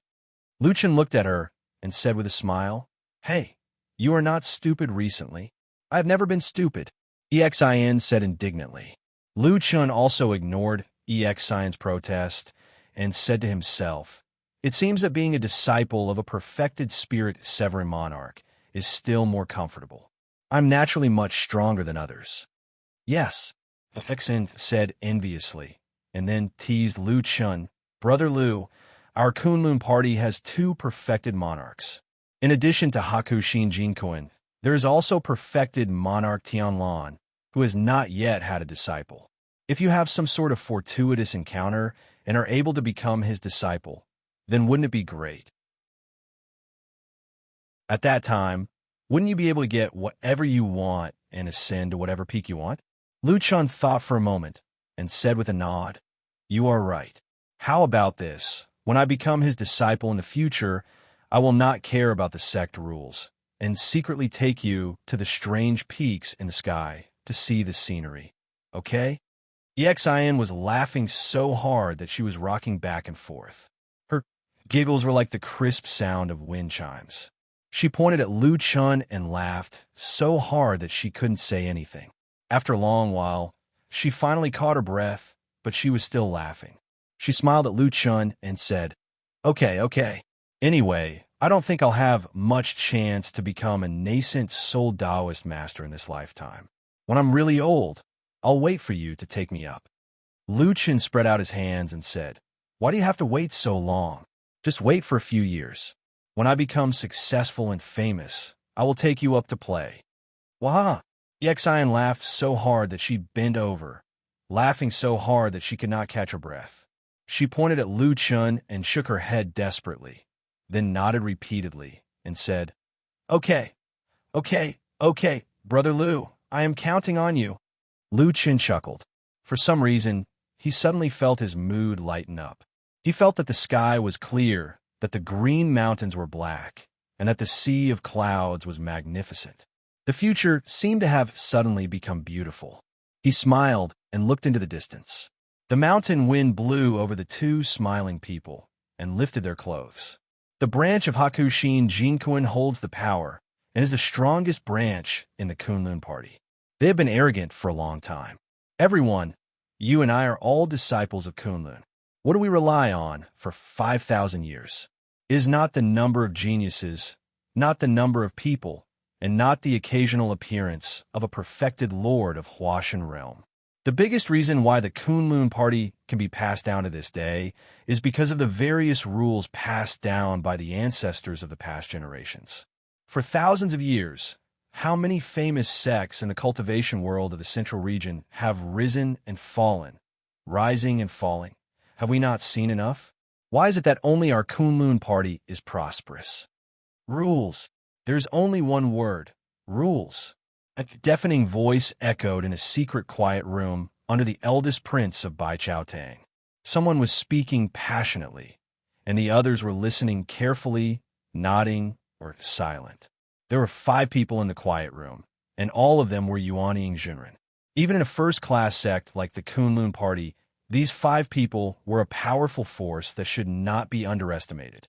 The 2 sitting in the front were naturally the 2 Jinren of Bai Chao Tang. The one who spoke passionately just now was Jinren Mingzhu, while Jinren Qiandeng, who was sitting in the main seat, smiled and nodded calmly, as if he did not feel that Jinren Mingzhu's words were disrespectful to Hakushin Jinkuan. Apart from the 2 of them, the other 3 Yuanying Jinren had different expressions, and their expressions were slightly complicated. Jinren Qiandeng's bright eyes swept across the crowd, and then he smiled and said, "What Junior Brother Mingzhu just said, I believe all of you have the same feeling these days.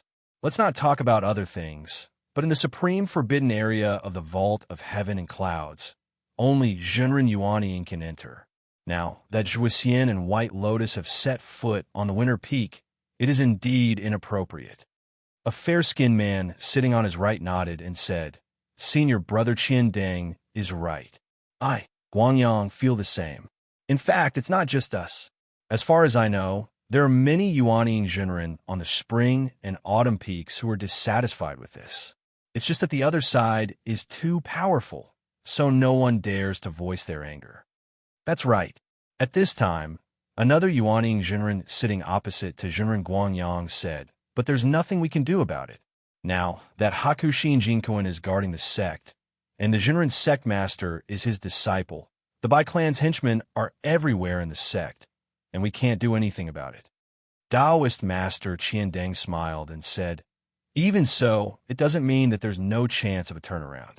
After all, this foundation is passed down by the patriarch. As disciples of Kunlun sect, it's our duty to clean up the roots." As he said this, he turned to look at the Yuanying Jinren who had been sitting in the last row with his head bowed. He asked with a smile, "What do you think, junior brother Muyuan?" The last Yuanying Jinren slowly raised his head. His expression was solemn and his brows were tightly furrowed, but he didn't say anything for a while. The quiet room seemed to have fallen into a moment of silence. The gazes of the other Yuanying Jinren Qiandeng quickly fell on Masato Kahara. The air was silent, but it seemed to have suddenly become heavy. After a while, Masato Kahara looked at Jinren Qiandeng and said, "Senior brother Qiandeng, I have something to say first." "Please speak, junior brother. I understand all of your intentions.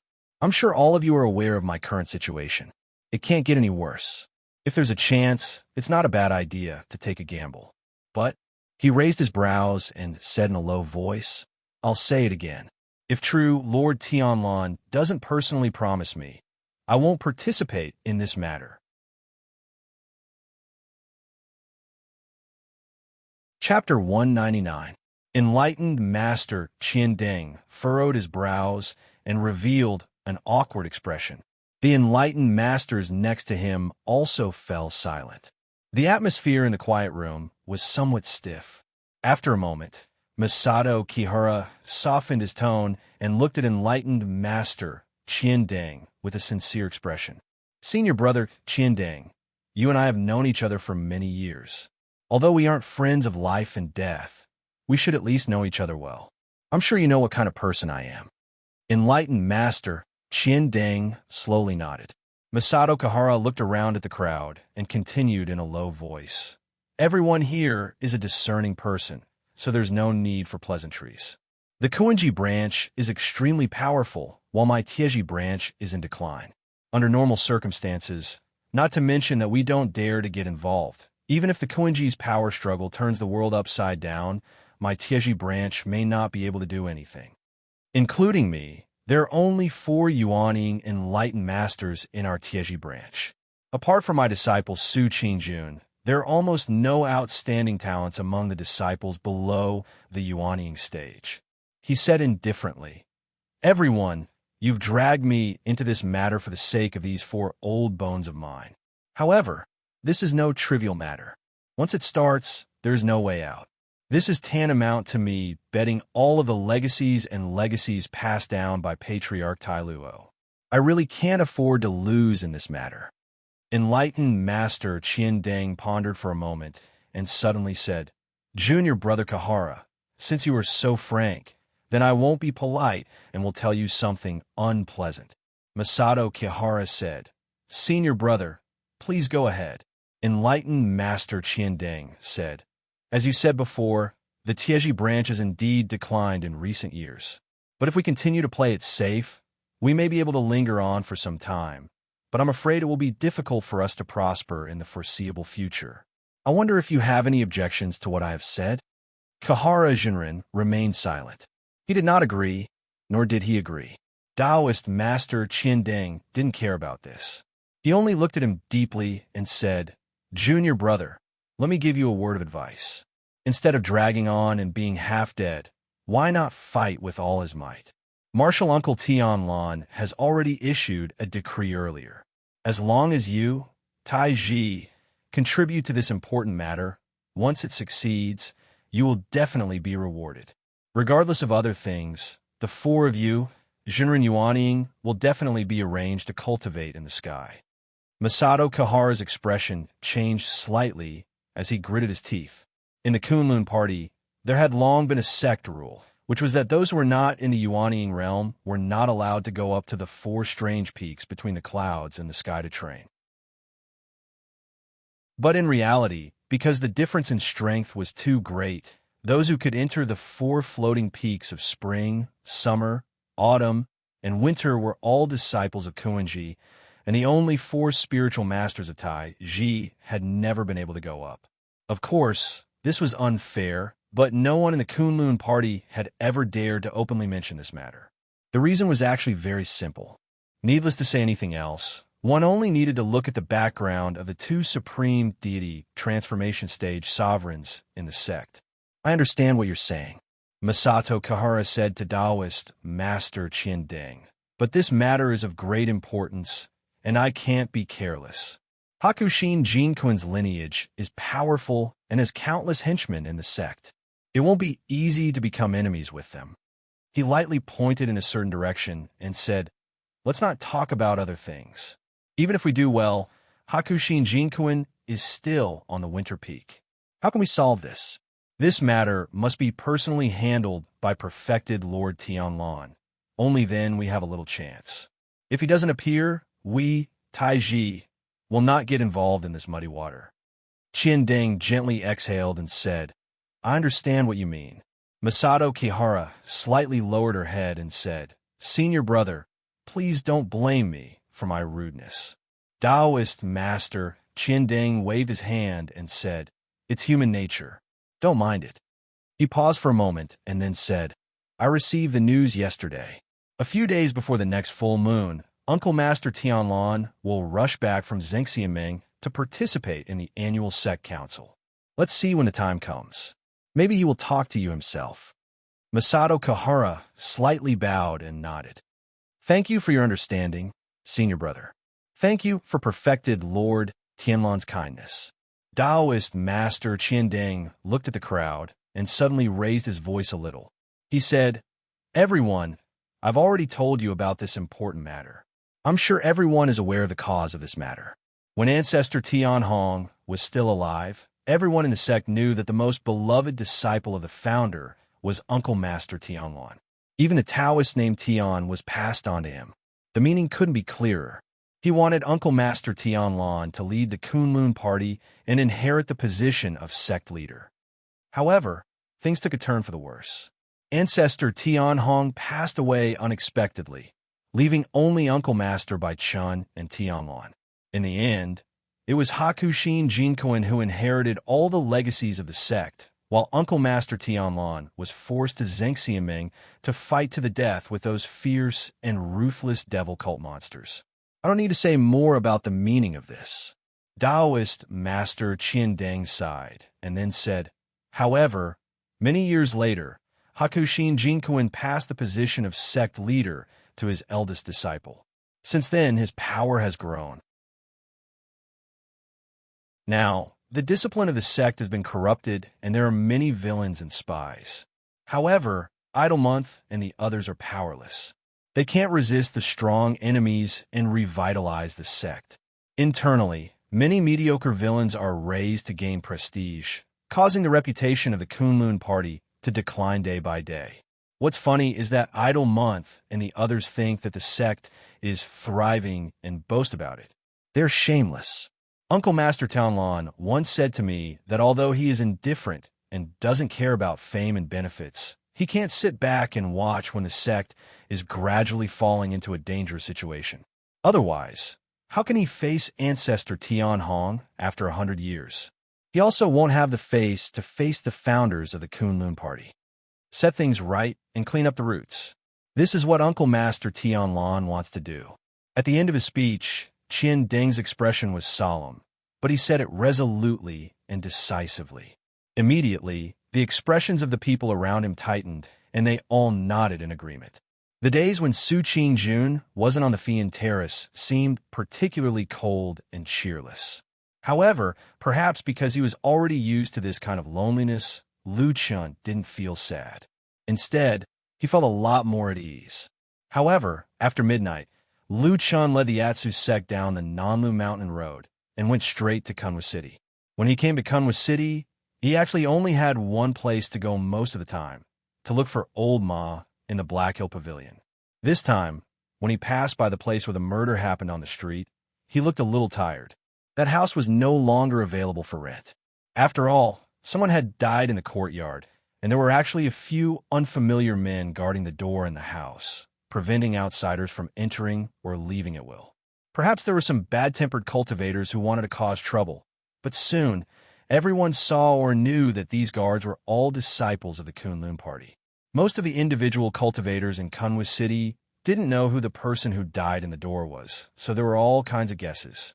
Some of them even made people laugh until they scratched their heads. For example, the person who died in the house was an extremely powerful spiritual master yuanying. What kind of secret technique was he hiding in the city? Or perhaps someone thought that a genius of the Kunlun party that only appeared once in 100 years lived here and was afraid that he would be discovered and died prematurely, so he hid here. However, these words were actually considered polite. The most outrageous thing was that some people even said that there were women's clothes in this mysterious house.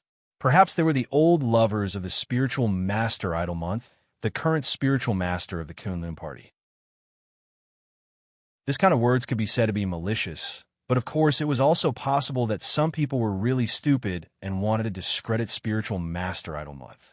Of course, Lu Chen knew what happened in the house, but he naturally didn't know some specific details. One of the reasons he came to Kunwa City today was to ask Old Ma about what happened that day in detail. But this time, the most important thing for Lu Chen in Kunwa City was still Atsu. Although Atsu's appearance didn't seem to have changed much, Lu Chen knew that under this black dog's fur, signs of valiance and ferocity had gradually begun to show. In any case, it was no longer suitable to keep it on the mountain of Kunlun. Otherwise, in the future, Atsu might turn the mountain upside down. As for those powerful yuanying spiritual masters of the Kunlun party, if they wanted to deal with such a black dog, they had almost endless powerful methods. Lu Chen didn't even dare to think about what would happen to Atsu if it really caused trouble in the future. He took one last look at the house guarded by the disciples of the Heavenly Soldier Hall of the Kunlun party, then left with Atsu, heading to the shabby and deserted Black Hill Pavilion. Old Ma was very happy to see Lu Chen, but after hearing Lu Chen's instructions, he suddenly looked embarrassed and said, "Lu Chen, you see, now that everything here is under repair, we don't have much money left. As for me, I actually don't have much interest in raising a dog, so," Lu Chen said indifferently, "I'll pay." Old Ma suddenly stood up and said righteously, "So of course this dog can stay. I will take care of it." Lu Chen smiled and didn't care. He just said, "In fact, you don't have to take care of it for too long. You just need to feed it something every day. Also, don't let it run out to the streets casually. It might cause trouble if it's not handled properly." "Trouble? What kind of trouble?" Old Ma looked at Lu Chen with some doubts and said, "Isn't this an ordinary dog? What kind of trouble can there be?" Lu Chen waved his hand and said, "This matter is settled. In short, take good care of it for the next few days. When the matter is settled, live until a few days before the night of the full moon. I will find a time to send it away. The farther the better." Old Ma frowned and suddenly looked at Lu Chen. He asked, "What do you want to do when the night of the full moon arrives?" Chapter 200.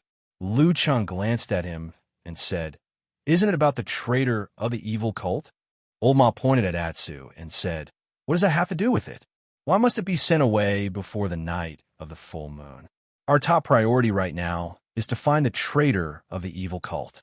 At this critical moment, do you have to divert your attention to send away a dog?" He paused and looked at Lu Chen with a frown. "I think you're a little strange today. Did something happen?" Lu Chen shook his head and said, "Nothing, I'm fine." Old Ma stared at him for a moment, then nodded and said, "You're an old man. I won't say anything unnecessary.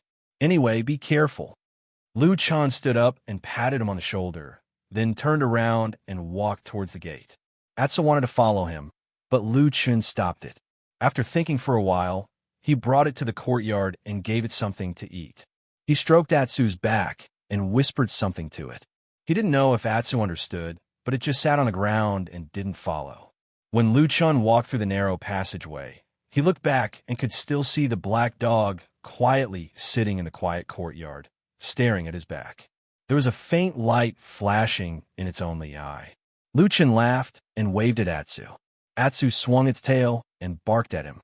Su Qingjun returned to the mountain after a few days. When Lu Chun saw her, she was walking over from the mountain path. Her face looked a little haggard and her expression was a little heavy. However, when she saw Lu Chen's figure, she still revealed a trace of a smile. She quickened her footsteps and walked over. She sized him up and said, "Are you all right?" Lu Chen loosened his muscles and said with a smile, I'm fine. Su Qingjun showed a gratified smile, then a little apologetic and said, "I should have come back to see you earlier, but I couldn't leave home." Lu Chan waved his hand and said with a smile, "It's okay, I'm fine." "But what happened at home? Did something urgent happen?" Su Qingjun hesitated for a moment and then said softly, "There's no need to hide it from you. My brother, Su Mo, had a relapse after returning home that night. He was delirious, and his mouth was full of nonsense. His condition was terrible, as if she didn't finish her words, as if she didn't know what to say. She probably couldn't bear to use the word idiot on her brother. Lu Chun said and didn't say anything else. He just accompanied her to walk around the Flying Goose Terrace. They gradually walked to the edge of the cliff and looked at the vast sea of clouds in front of them. As the mountain breeze blew, Su Qingjun sighed and said, "My parents have always loved my brother the most, so they were naturally heartbroken to see him in such a miserable state. Then they went around looking for people to treat him, and I also had to help them ask for help. As for you, I was also a little worried that you would also be in the same situation when you went back. That would be terrible, but I really couldn't leave in that situation, so I had to ask younger sister Exin to help me see you. But when I heard that you were safe and sound, I was relieved." Lu Chen nodded and said, "I'm fine, you don't need to worry." After he said that, he muttered to himself for a moment, then glanced at Su Qingjun and said, "Right, I heard something else happened a few days ago. That He Yi's brother, He Gang, met with an accident in Kunwa City?" Su Qingjun smiled bitterly and said, "Yes, it did happen. In fact, this is one of the reasons why I can't return to the mountain. Originally, when my brother was tossed around like that, my Su family was furious and we were unwilling to let He go. But this incident happened. In the end, it seemed like overnight that senior marshal brother, he became the victim. Everyone thought that our Su family paid for the murderer to take revenge." Lu Chan thought for a moment, then asked Su Qingjun, "It really wasn't done by your Su family?" Su Qingjun rolled her eyes at him and said angrily, "Of course it wasn't. Didn't I just say it?" Lu Chen laughed and said, I'm just joking. But you have to say, when I heard about this, my first reaction was indeed to think of your family. This matter is too coincidental. Now, many people in the sect are talking about it in private, and they all think it was done by your family." With a gloomy expression, Su Qingjun said somewhat helplessly, "Who said it wasn't? It's a pity that we can't come out and explain it. This matter is quite strange, but senior marshal brother, he lost his younger brother, and he has Dukan Jinren and the sect head standing behind him. Now, it's them who are in the right. Our Su family really can't vent our anger, so we can only swallow it for the time being." Lu Chen looked at the woman beside him and saw that there was a slight annoyance on her face. Her chest was heaving up and down, probably because she was still angry in her heart. But when the light from the sky shone down and the cool breeze blew past her temples, her beautiful hair fluttering in the wind, she was still as elegant and beautiful as before. There was even a feeling that after being separated for so many days, she seemed to be even more beautiful than before. No one spoke at the edge of the cliff for a while. It was quiet like a paradise. Su Qingjun's mood gradually calmed down. After a while, she suddenly blushed and said to Lu Chun somewhat apologetically, "I'm sorry. I originally wanted to come back and see how your injuries are, but in the end, it turned into me complaining to you." Lu Chun smiled and said, "No matter. I'm fine. It doesn't matter if I listen. But you don't need to be too angry." After saying that, he paused for a moment and said again, "Then this matter, you're just going to let it go like this?" Su Qing-jun suddenly sneered and said, "Of course not. I only have this one younger brother. He was muddle-headed and was messed up like this. Whether he will recover in the future is still unknown. How can I let this matter go like this? Besides, I also heard rumors that he's senior martial brother. He is very sad about his younger brother's death. Although he didn't say anything excessive, but I guess with his personality, I'm afraid that he won't be willing to let this matter go. In short, no matter what, our Su family and his surname this enmity is formed." Su Qing-jun said indifferently. Lu Chan frowned and said, "It sounds really troublesome." Su Qing-jun said, "It doesn't matter if it's troublesome or not. Previously, our Su family temporarily endured it out of consideration for the sect master and the other big shots. We didn't want to cause any misunderstandings. But if senior martial brother, he really wants to shed all pretense of cordiality and fight, our Su family can't possibly be afraid of him." When saying this, Su Qingjun's expression was stern, but there was also a trace of pride. She was probably a big family that had been passed down for many years, so she should have a bit of confidence in confidence. Lu Chen nodded and echoed a few words. Su Qingjun shook her head and said, "Actually, this matters like this now, but the most hateful thing is that person who plotted in the dark. He found this opportunity to deliberately provoke hatred between us. It's really hateful." As she said this, she gritted her teeth and looked at the sea of clouds in the distance. She said to Lu Chun, "If I can find this person in the future, I will definitely kill him." Lu Chun was silent for a moment, then he smiled and nodded, saying, "You're right. This person is too evil. He should be killed." When the sky turned dark, Su Qing-jun had already returned to her cave to rest. The Fian Terrace was peaceful. A bright moon rose in the night sky and sprinkled its moonlight down. Atu's figure was nowhere to be seen in the wooden hut, making Lu Chun feel a bit more empty than before. He wondered if Atu, who was in Kunwa City at the foot of the mountain, was also looking at the moon like this. He stared at the bright moon in the night sky and frowned slightly as if he was thinking about something. But soon, his expression suddenly changed. He sat up and looked outside the window. Sure enough, after a moment, a petite figure appeared in his field of vision. Lu Chan sighed and didn't get up. He just looked at the figure outside the window and said, "What are you doing here again?" That person came closer, and the moonlight illuminated her face. It was White Lotus. This young girl with an otherworldly beauty looked especially noble and beautiful under the moonlight, as if she was a fairy that descended from the sky. She didn't stand on ceremony with Lu Chun. She walked over and put her hand on the windowsill.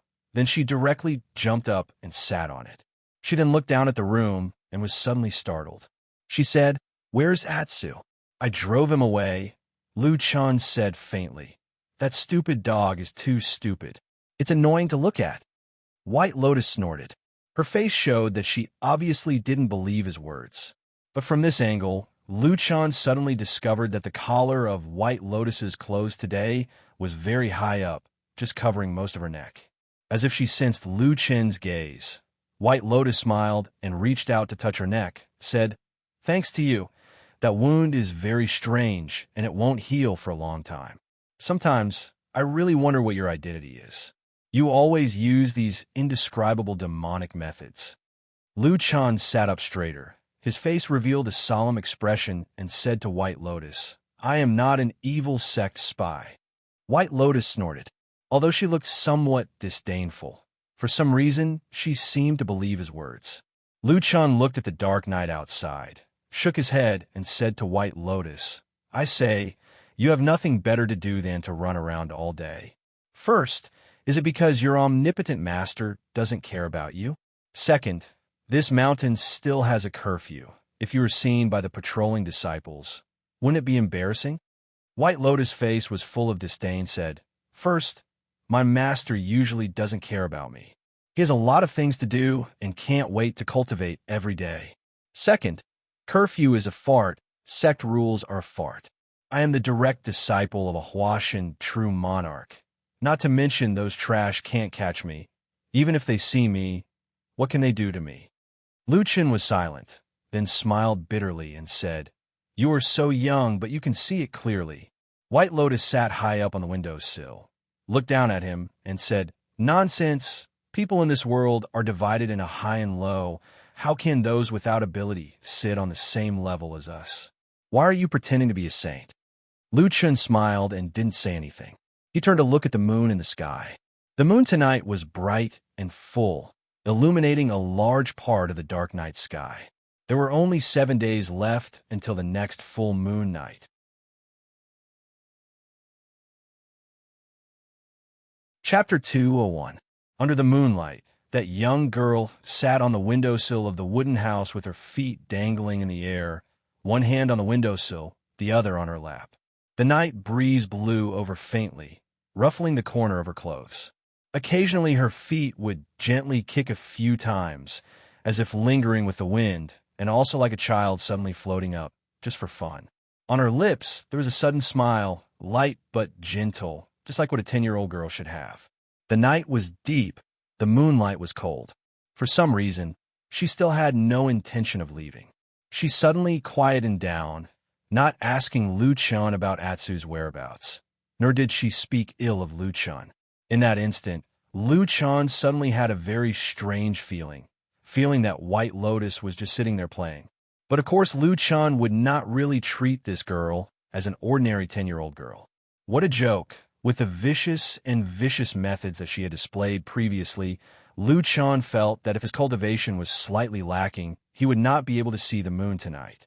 But this stalemate did not seem to be a solution. White Lotus did not seem to care at all, but this place was Lu Chun's wooden house. At least Lu Chun still wanted to sleep tonight. With an exceptionally dangerous girl like White Lotus sitting on the windowsill, no matter how brave Lu Chun was, he felt that he did not dare to close his eyes. So, Lu Chun felt that he still had to speak to White Lotus, thinking that since everyone had nothing to say, wouldn't it be best to go back to their own homes and sleep? When he was about to speak, he suddenly heard a low humming sound coming from White Lotus's mouth, and slowly, she started to sing a little song. The crescent moon, seeing the acacia. Red clothes, dressing for whom? Yeah. Time passes like water, white hair flustered. Seeing the red makeup in the morning, separated by 1,000 mountains at dusk. Yeah. This song was short and simple, and the meaning of the words was graceful. However, when she sang it, it carried a trace of loneliness and loneliness. She was like a lonely woman that was filled with deep thoughts, and it was completely unlike the feeling she should have at her age. But in the eyes of Lu Chun, who had seen White Lotus's vicious methods, he did not see White Lotus as a little girl. But even so, when he heard this song, he still felt a sudden and inexplicable trance. The moonlight shone on by Lian's beautiful face, making her seem like an otherworldly fairy. Her voice also seemed to reverberate through the 9 heavens. Her voice was light and translucent, almost reaching a state of perfection. Anyone who heard it would immediately be immersed in it, as if they were looking at the woman in the song that they longed for. The night was dim, the cold wind was silent, her voice gradually faded and then disappeared. Lu Chun suddenly said, "This song, where did you learn it from?" White Lotus turned her head to look at him and said, "Why do you ask?" After a pause, she asked again, "How was my singing? Was it good?" Lu Chun hesitated for a moment, but still nodded and said, "It was really good. Your voice is extraordinary. This little song from your mouth can be said to be a little more celestial." Huh! White Lotus giggled, as if she was suddenly very happy, and then said to herself, "I said, a genius like me, how can there be anything that I can't do well? Even if it's singing, it must be the best." Lu Chun said softly, "This song sounds a little familiar, as if I have heard it before. Can you tell me?" White Lotus laughed, and then said no. Lu Chun was startled, and said, "Why not?" White Lotus said, "Because I'm happy. I can do whatever I want. I don't want to tell you, so I won't tell you." Lu Chun was speechless. White Lotus looked at him, seemed to be a little happy, and then said with a little pride, "Come on, you are lucky enough today. Let me tell you, in this world, no one can hear my song. You are the first, so you can go burn incense in the morning." Lu Chun was moved, looked at White Lotus, and said, "If that's the case, then my luck is really good. But I heard you sing so well. No matter who heard it, they will like it. Why no one else has heard it?" White Lotus' face stiffened, and her eyes slightly drooped, and said, "No one is willing to listen. They all hope that I will. They all want me to practice hard and do something big." As she said that, it was as if a stone in her heart had been unintentionally moved.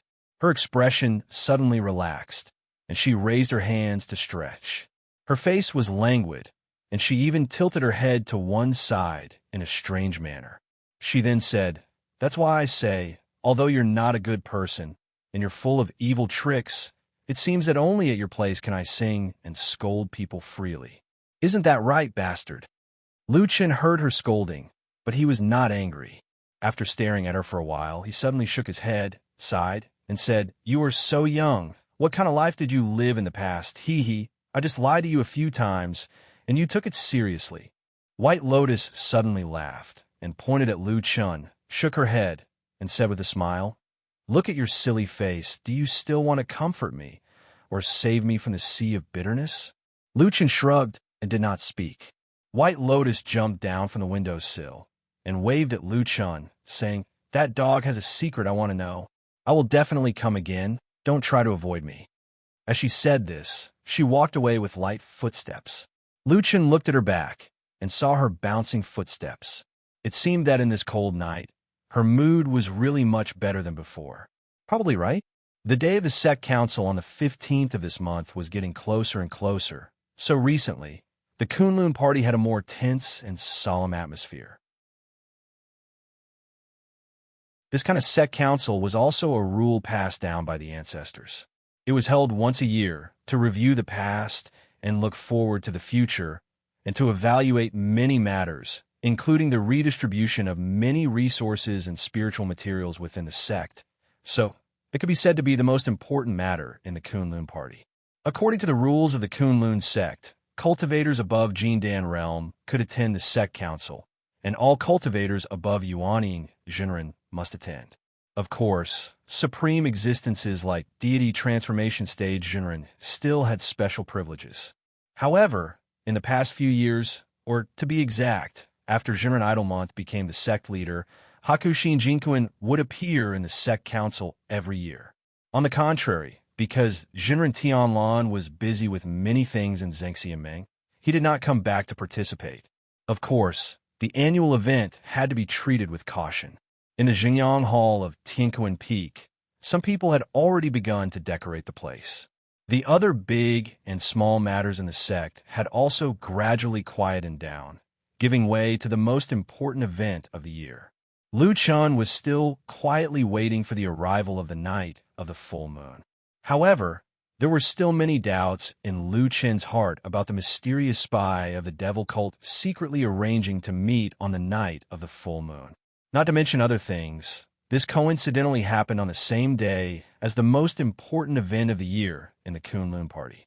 Could it be another coincidence? Lu Chen did not believe it. He felt that there might be some strange twists and turns in this matter that he did not know about. However, he still knew nothing about the spy of the devil cult, so the only thing he could do was to wait. At the same time, he was also wondering if he should take advantage of these few days to quickly go down the mountain and take Black Dog away from Kunwa City. At the very least, it would be better to throw him into the forest outside the city. No one could guess the various calculations in Lu Chen's heart. Everyone in the Kunlun party was busy in an orderly manner. Reverend Idlemonth was in charge of the overall situation, but the person in charge of all kinds of miscellaneous and trivial matters was not him, but Reverend Idlemonth's junior brother Zhuxian. As a Jin Dan friar, the second disciple of Hakushin Jinkuin, and also the sect head Reverend's junior brother, Zhuxian had a prominent reputation in the Kunlun party for many years. Most of the cultivators, including Reverend Yuanying, treated him with respect. Zhuxian was also a very capable person. He was smart and capable, and he almost never made a mistake in handling big and small matters. He had always been deeply trusted by both Hakushin Jinkuin and Reverend Idlemonth. On this day, when Zhuxian walked out of the winter peak above the clouds in the sky, He turned his head and saw the entrance of his third junior sister's cave not far away from his own cave. White Lotus was standing there, looking into the distance in a daze. The wind and snow filled the sky, falling leisurely on the winter peak, which was like a wonder of the world. White Lotus was wearing a white snow mink coat. She stood there like a beautiful statue, so beautiful that it was suffocating. However, Zhuxian was old and experienced, so he was not too surprised. He only smiled and said, "Junior sister, you're up so early?" White Lotus turned around. Her expression was cold, just like the cold snowflakes that filled the sky. She was polite, but with a hint of alienation. She bowed to Zhuxian and said, "Second senior brother, good morning." Zhuxian nodded and said, "I have to go down the mountain to do something today. I might not come back during the day. Be careful on the mountain alone." White Lotus said, "Little sister knows." "Senior brother, don't worry." Zhuxian smiled. Just as he was about to turn around and leave, he suddenly heard Bai Lian ask, "Second senior, there's something I'd like to ask you." Zhuxian stopped and said, "Junior sister, please say it." White Lotus said, "I heard that at the foot of the mountain. That is in the sect, there's been a big commotion recently. There is an evil faction spy who infiltrated our Kunlun party and killed an innocent disciple." Zhuxian was silent for a moment and then nodded and said, "There is indeed such a thing. The disciple who died is called He Changsheng. His ancestor used to be a disciple of our Kunlun party. Later on, his family declined. But when it came to his generation, it looked like he wanted to pull himself together. Unfortunately, he met with such a thing." White Lotus frowned and said, "I think I have heard of He family once before, but I don't have much impression of it. But this evil faction kills people and does evil. Why don't we go and catch them?" Zhuxian said, "We have already sent people to investigate. Unfortunately, the evil faction is treacherous. So far, we haven't found anything. Instead, we have caused a lot of trouble for no reason." White Lotus looked at him and asked. Zhuxian was slightly surprised, but then he thought of White Lotus's family background and felt relieved. He said, "It's him. I heard that he hasn't been well recently." White Lotus asked. Zhuxian looked at White Lotus strangely. Usually, this girl would rarely talk so much. But he still patiently said, "Yes, I heard that in the process of investigating, he had some conflicts with the Su family in Kunwa City.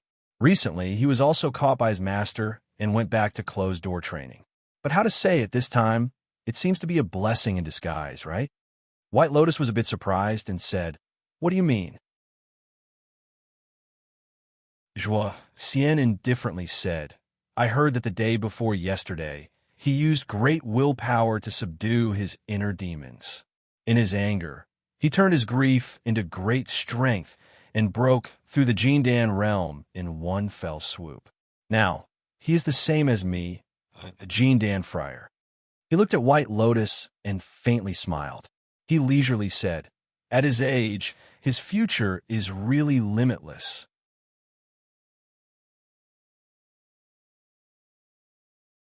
Chapter 202. The Kunlun mountain range was majestic and towering on the western continent. It had attracted the attention of countless heroes for thousands of years. At this moment, on a quiet street in Kunwa City, there were two men standing side by side.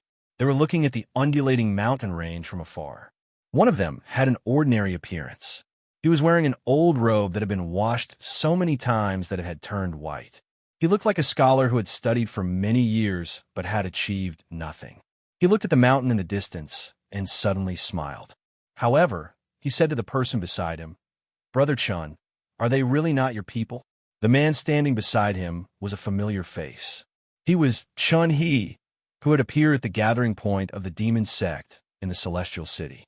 At this moment, Chun He shook his head and said, "Brother Fan Te, it is indeed not us.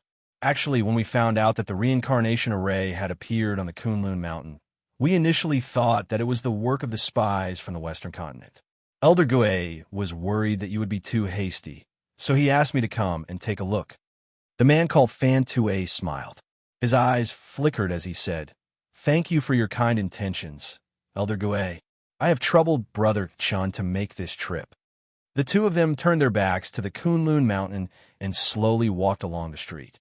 Chani smiled and said to Fan Te, "Then this matter is a little strange. It is not done by the Western Continent sect, nor is it done by the followers of the Celestial City of the Middle Continent. The other sects are also far away from the Western Continent.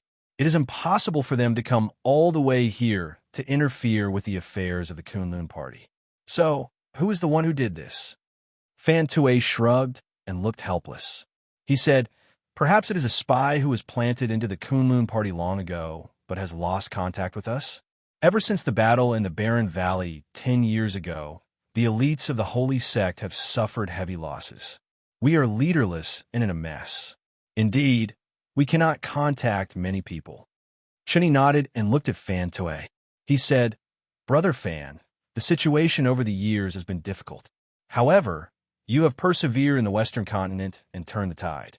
You have maintained the situation and gradually recuperated to recover your strength. That is why we are where we are today. I admire you very much. Even Elder Gue is full of praise for you." Fan Tue smiled and glanced at Chun-Hee. He did not reply. Chun-Hee continued, "But Brother Fan, from the looks of it, our holy church has indeed reached a point where we cannot continue to be in chaos any longer. Someone on Kunlun Mountain who can use such a high-level magical power as the reincarnation formation must be an important figure in our holy church. However, we know nothing about it. Even to this day, we have not been able to contact that person.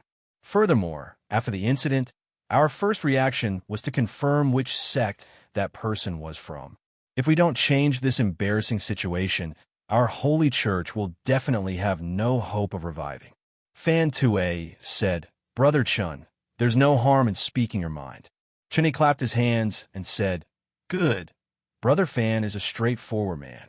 Elder Gue thinks highly of Brother Fan's talent and wishes to meet you and appoint you as the vice-hierarch of the Holy Church. I wonder if Brother Fan is interested?"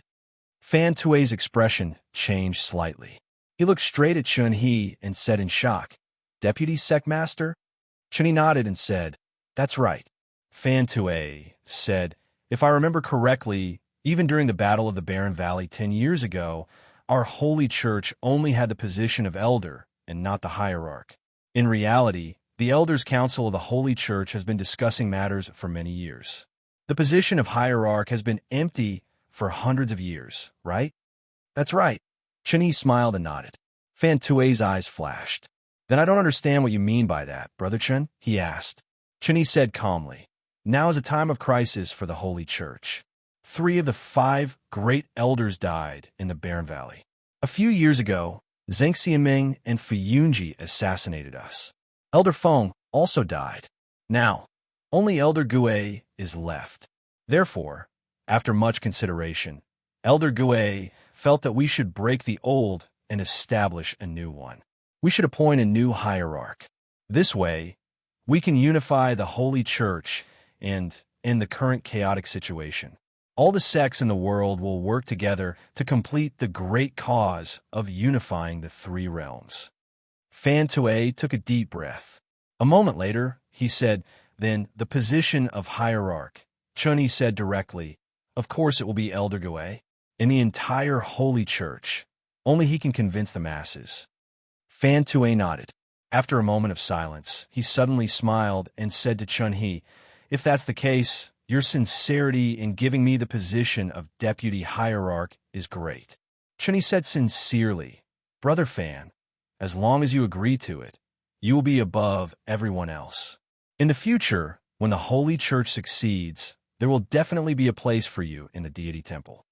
Fan Tue said calmly, "Brother Chun, you are too serious. The deity temple is the residence of the elites of our holy church. I do not dare to hope for it. It is just that the matter that I have just discussed is of great importance and involves many people. I also have a large group of people under me. It is not something that I can decide on alone.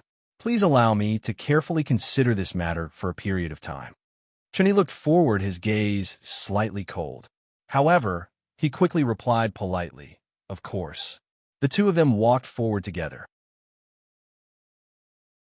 As they looked at the bustling Kunwa city with its buildings, Chun-Hee suddenly said, "Then what about that person on Kunlun Mountain?"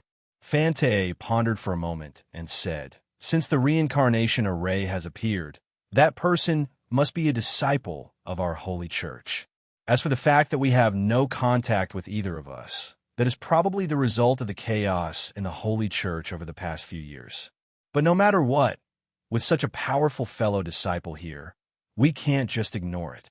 Chun-Hee nodded in agreement and said, "What Brother Fan said makes sense. That is what I think as well. Furthermore, that person might have done this to spread the news and try to contact us. I think he might be at the Kunlun party." At this point, he did not continue. He simply used his hand to draw a random shape in the air. It looked like a circle, but it was a little curved and undulating. It was unknown what it was. However, Fan-Tae clearly recognized this gesture. After looking at it, he nodded and said, "Yes, I will arrange for someone to go." Chun-Hee glanced at him with a smile and said, "Brother Fan, you are indeed impressive. It seems like you can even plant someone into a top-notch sect like the Kunlun party." However, Fan-Tae did not look pleased. He only waved his hand and said, "This is nothing. Actually, a large sect like the Kunlun party has many disciples. It is not too difficult. However, at most, they will be the lowest-ranking servant disciples. It will be extremely difficult to recruit people from the higher ranks." Chun-Hee smiled and said, "No worries. We still have a long way to go. There will be a chance to let them know how powerful our holy church is in the future." The two of them smiled at each other, as though they had been good friends for many years. It was as though there were no grudges between them. They walked forward shoulder to shoulder and walked past an inconspicuous and secluded alley on the side of the long street. In the deep and quiet alley, the signboard of the Black Hill Pavilion was still hanging on the doorframe. It looked at the quiet alley alone, waiting for a customer that seemed like it would never come. Old Ma sat on his favorite recliner, his eyes half closed as he dozed off. Behind him, in the courtyard of the back hall, separated by a long and narrow passageway, Atsu was quietly lying there. On the other side of the courtyard was a large basin. There were many meat bones in it. Based on its usual habits, the abnormally gluttonous Atsu would have finished the large basin a long time ago. However, for some reason, there was still more than half of the food left in the basin today. Atsu was lying on the ground in the courtyard. Its expression was a little lazy and listless.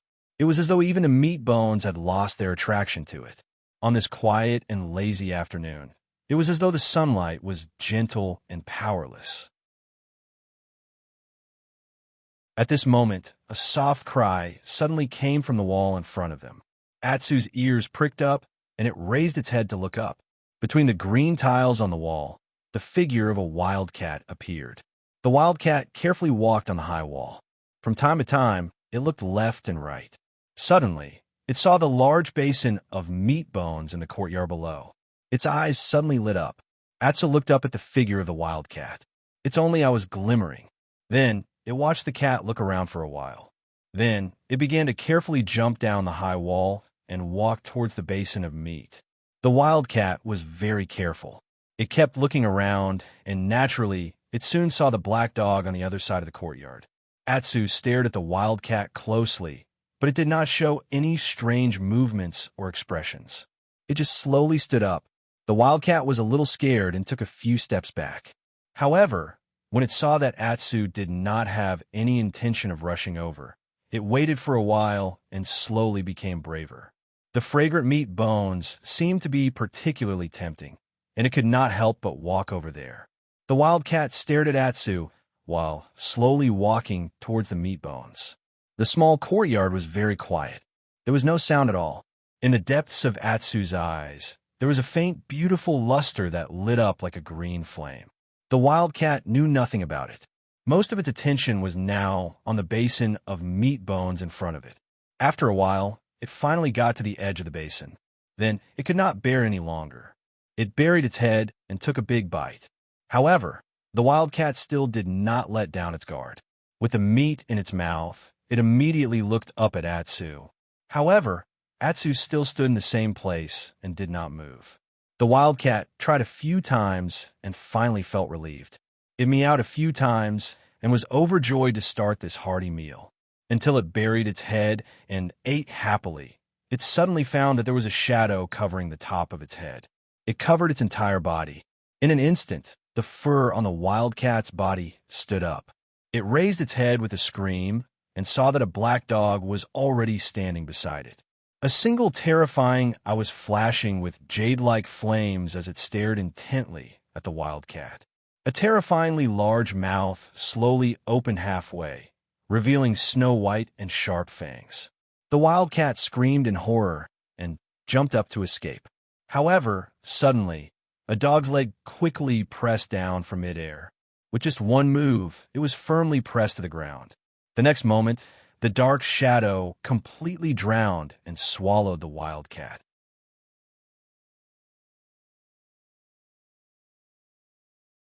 Chapter 203. There were many odd-job disciples in Kunlun Mountain. They were at the bottom of the hierarchy in this famous sect.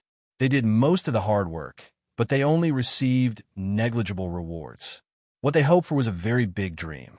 Most people were like this, but only a very small number of people could reach the sky in a single bound. To some extent, Lu Chun was actually one of them. However, there were not many people like Lu Chun. In the fragrance garden where he had worked before, there were still countless odd-job disciples who were still struggling to survive, unable to make a name for themselves. Zhang Ji was such an ordinary odd-job disciple. He had been in the Kunlun party for many years, but there had been no improvement.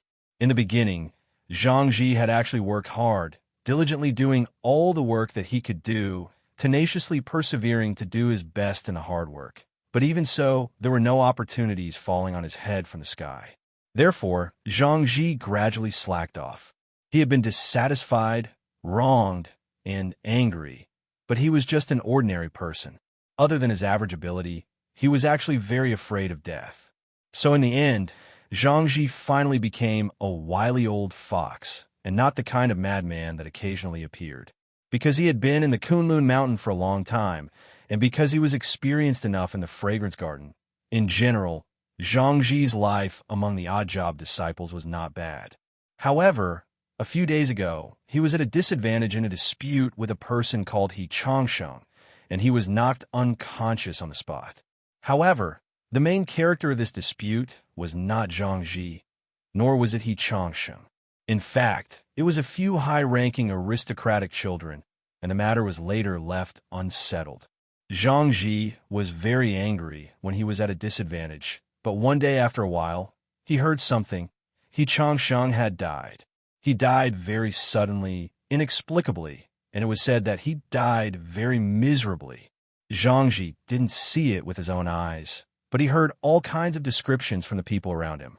At first, he was happy with the misfortune of others, but after a long time, when he calmed down, he also felt sad for the death of a rabbit. Moreover, they heard that the murderer was very likely to be a sorcerer from the devil cult, which was even more inconceivable. To be honest, Zhang Ji had known He Changsheng for a long time. Although their relationship was ordinary, he really did not think that this person would have anything to do with the devil cult. After a period of time, when he had almost forgotten about this matter, another person named He brought him over and interrogated him for a long time. What did He Changsheng do? Why was the sect still investigating this murder case after he had been dead for so long? Zhang Ji didn't know why, but when he was confused, he actually felt a little jealous and envious. He knew that if he died in an accident, it would never attract the attention of the Kunlun party. Not many people would even pay attention to it. After all, they were all odd-job disciples. Zhang Ji was such an ordinary person, a selfish person with some human emotions. He had dreams before, fantasizing that one day he would become an immortal and his name would shake the world. Of course, these things seem to be impossible now. But who didn't want to be different? Well, if there was a chance to come. Every day when Zhang Ji woke up and went out, he would look at the house that He Changsheng once lived in, which was now empty and abandoned. Then he would have a thought in his heart, thinking that probably now, other than those who wanted to catch the evil sect's evil people, he was probably the only one left who still remembered He Changsheng. This was really a very strange thing. Until that morning, When there were still 6 days before the sect council meeting, Zhang Ji did not walk out of the door like usual. Until noon, when a passerby noticed something was wrong and reported, the guarding disciples who rushed over then discovered that Zhang Ji had taken the same path as he Changsheng. He was dead in his own house. Heard that his death was quite tragic. Heard that the house was full of blood. Also heard that this time it was done by the damn devil cult sorcerer again. Not sure if the devil cult of the Three Realms paid special attention to the Kunlun party. Maybe they should. But now that the sect council meeting was about to be held, and He Changsheng's murder case had not been solved, the tragedy of killing Zhang Ji happened again. Without a doubt, in front of everyone in Kunlun Mountain, it gave the Kunlun party another hard slap in the face. The devil cult's savagery was outrageous. The one who suffered the most from this slap was, of course, the leader of the Kunlun party, Reverend Idlemonth. As the leader of the sect, such things happen continuously. If it happened once, it could be said to be an accident, but if it happened again, it could really make people doubt his ability. Therefore, Reverend Idlemonth was furious. His angry roar in the Jinyang Hall of Tianquan Peak could be heard not only from outside the hall, but even the people at the foot of the mountain could hear it. However, although Reverend Idlemonth was extremely angry, there were some things that could not be changed by his will, and some people were not afraid of his anger. A few Yuaning realm Zenrins, led by Bai Chao Tang, were very dissatisfied with this matter. They said bluntly that the devil cult was so rampant. Could people still live in the dignified Kunlun in the future? Did everyone still want their face? Why couldn't they catch the murderer after so long? Was it because the murderer was too cunning, or were they incompetent? These questions were like knives stabbing at Reverend Idlemonth, making him tired of dealing with them. He was indeed unreasonable in this matter. No matter what, as the leader of a sect, it was his natural responsibility to protect his weak disciples. Even Hakushin Jinquan did not know what to say, even if he wanted to speak up for him. In order to make up for his mistake, and also to show his attitude, Reverend Idlemonth, who was furious, pulled a big net and started a round of investigation in the Kunlun party, vowing to catch the abominable murderer of the devil cult. For a moment, the Kunlun party was in a state of panic, and it was a mess. Lu Chan was a little far away from the chaotic situation, so he was not disturbed too much. Flying Goose platform was quiet enough, and Su Qingjuan's past power was enough for him to stay there. However, Lu Chun was obviously not very satisfied with this. After all, he still had his own things to do. And the most important and also the most puzzling point was, who was the murderer who killed Zhang Ji? No one in this world knew better than Lu Chun how He Changsheng died, but Zhang Ji's death really confused Lu Chun. Of course, the murderer could not be himself, but it did not seem to be the traitor of the devil cult that he had been searching for. The mysterious traitor of the devil cult had already drawn a map and set a time. No matter how he thought about it, Lu Chan felt that he could not think of a reason for the traitor to suddenly appear and kill again. During this period of time, shouldn't he be hiding more discreetly? Lu Chan had a lot of doubts in his heart, so he found a reason to go to the house where Zhang Ji lived on the same day to take a look. From the outside, the house seemed to be similar to the one He Changsheng lived in. They were both the most ordinary rooms for odd-job disciples. Because of the murder case, there were disciples guarding outside the house, and ordinary people were not allowed to approach. When Lu Chan stood in the distance and looked, there was a mountain breeze blowing. Soon, he smelled a bloody smell. Lu Chan did not go near there. He only looked from afar. If it was really not that the mysterious traitor suddenly went crazy and did something big again, in fact, Lu Chun did not believe this. Then the only possibility was that there was a real devil cult elite outside that had infiltrated into Kunlun Mountain. Towards this possibility, Lu Chen's expression did not even change. But just when he was about to turn and leave, his eyes suddenly looked somewhere. Over there was a very large and dense forest. Lu Chan took a long detour and entered the forest from the other side. He then walked towards the central area of the forest with ease and came to the big rock that he saw last time. He looked around and saw that all the trees were as dense as before.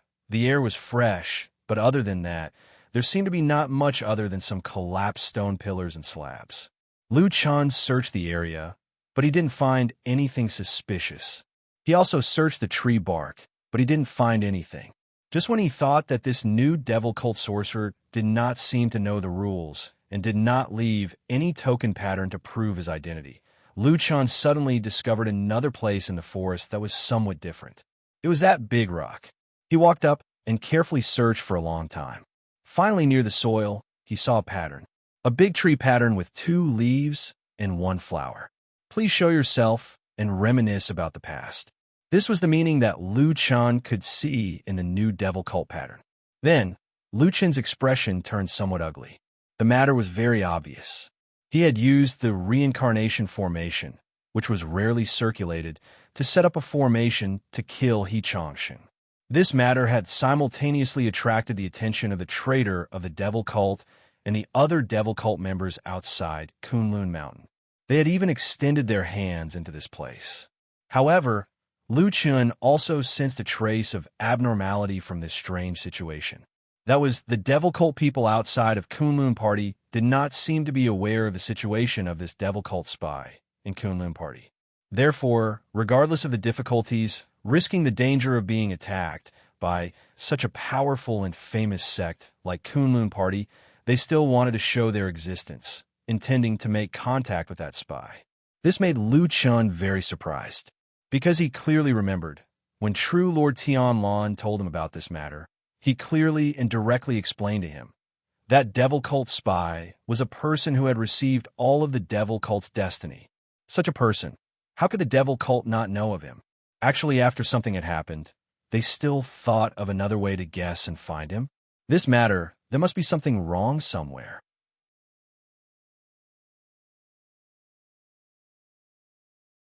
Chapter 204.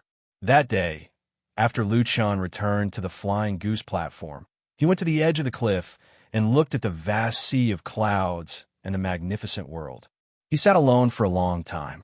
It was not until the sky turned dark and the moon rose that the moonlight shone on his body, drawing out a lonely shadow on the ground behind him.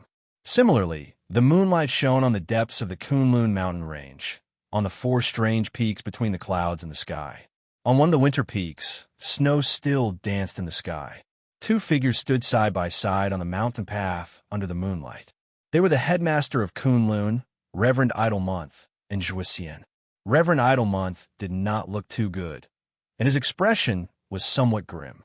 From time to time, he would raise his head to look at the top of the winter peak.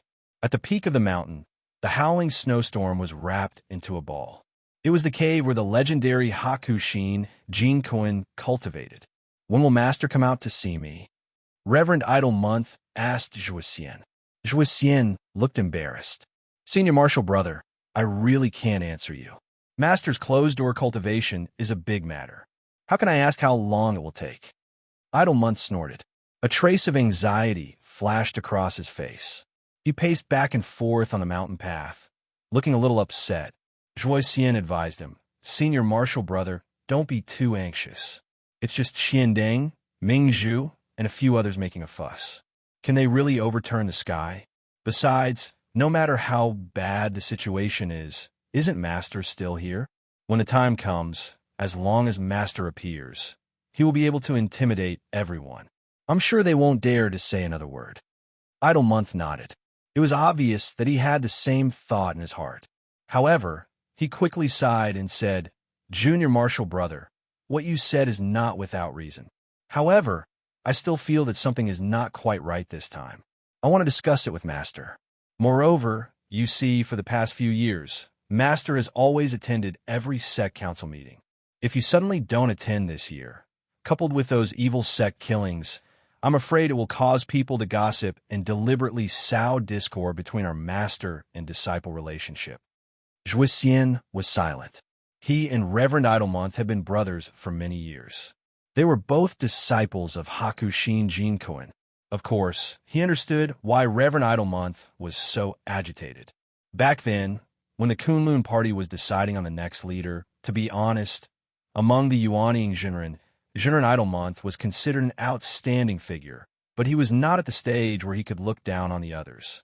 There were at least 5 or 6 other Yuanying Jinren whose cultivation and strength were not weaker than his, and there were even 1 or 2 who were obviously better than him. But in the end, the one who became the Kunlun Party sect leader was still Idlemonth. The biggest reason for this, everyone knew, was their common master, Hakushin Jinkun. All these years, Reverend Idlemonth was actually doing quite well in the position of sect leader. He was diligent and conscientious, but he could not convince the masses. There was never a lack of people who said strange things in the open and in the dark. This time, the incident of the devil cult killing people was getting bigger and bigger, and the criticism of Xianyu Jinren was getting louder and louder in the sect. It was no wonder that Xianyu Jinren was so angry and restless.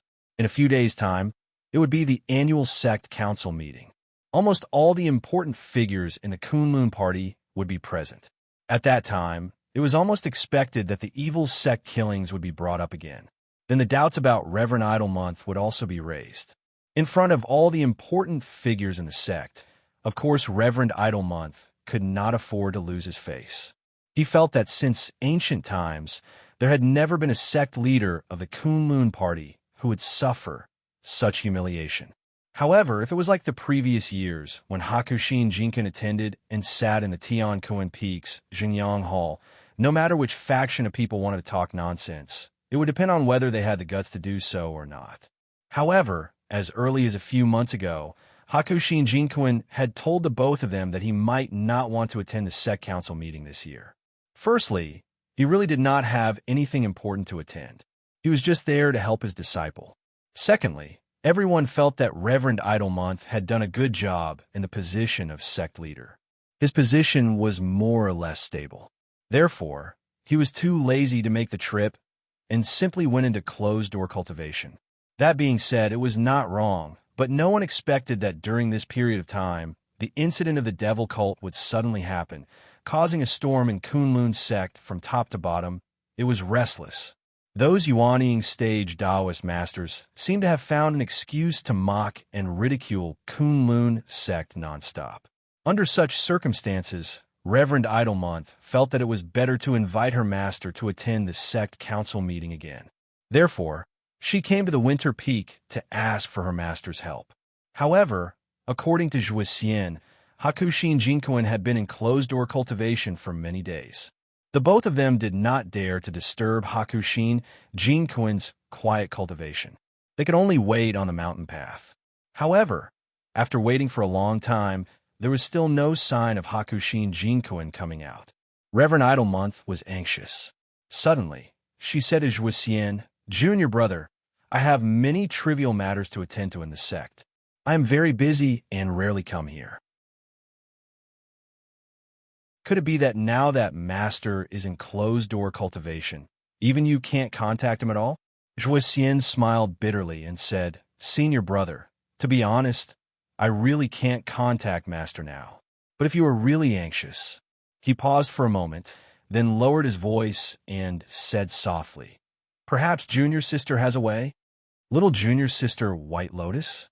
Reverend Idlemonth was stunned. "What way does she have?" Zhuo Xian said, "Master only accepted her as his last disciple when he was old. In addition, she is a rare 5-pillar talent. Naturally, he loves her deeply. Aside from instructing her wholeheartedly when he has free time, he has also handed the transcendent artifact, the Wind Speech Compass, to junior sister White Lotus. If there's an emergency, you can ask junior sister to use the Wind Speech Compass, and perhaps you can contact master." Reverend Idlemonth was suddenly enlightened. He clapped his hands and said, "That's right. How could I forget about this? Junior brother, quickly bring me to little junior sister's cave abode. I'll ask her to contact master for me." Zhuo Xian was a little hesitant. He looked at the sky and said, "Senior brother, isn't it too late now?" Zhuo Xian looked at the night sky. Indeed, it was already late at night.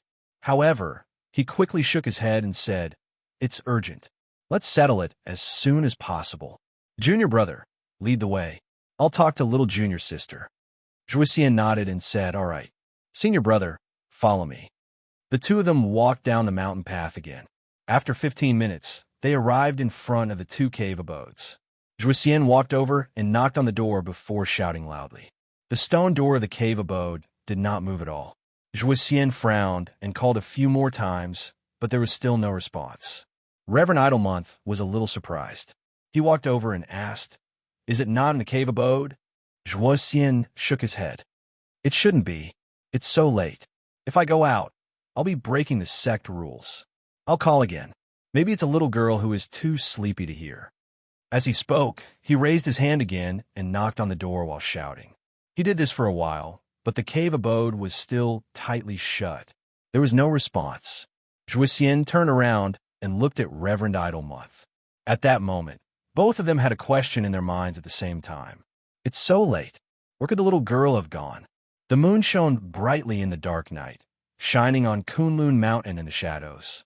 On the dark mountain path, a little girl was walking contentedly. For someone of her age to walk on an empty mountain path in the dark and cold night, it was very strange no matter how one looked at it. This little girl was, of course, White Lotus. Her beautiful face was calm. Looking at the direction she was walking in, it was towards Flying Goose Platform. Her clothes fluttered in the night wind, and the high collar on her neck could be seen from time to time. That was to cover up some of the wounds. Although they were basically under control, the injuries that Lu Chun had inflicted on her that day had left a very strange wound on her neck. In the end, it still hadn't completely healed. However, for some reason, White Lotus did not seem to have too much hatred for the person called Lu Chun. This was somewhat unusual for her, who had been arrogant since she was young. Even she was a little surprised. Perhaps it was because although that person was cunning and vicious, she did not have to pretend in front of him. She could say whatever she wanted and do whatever she wanted. This was really very satisfying and comfortable. Oh, there's also that black dog. In fact, the blood food secret method was not as important as she said it was.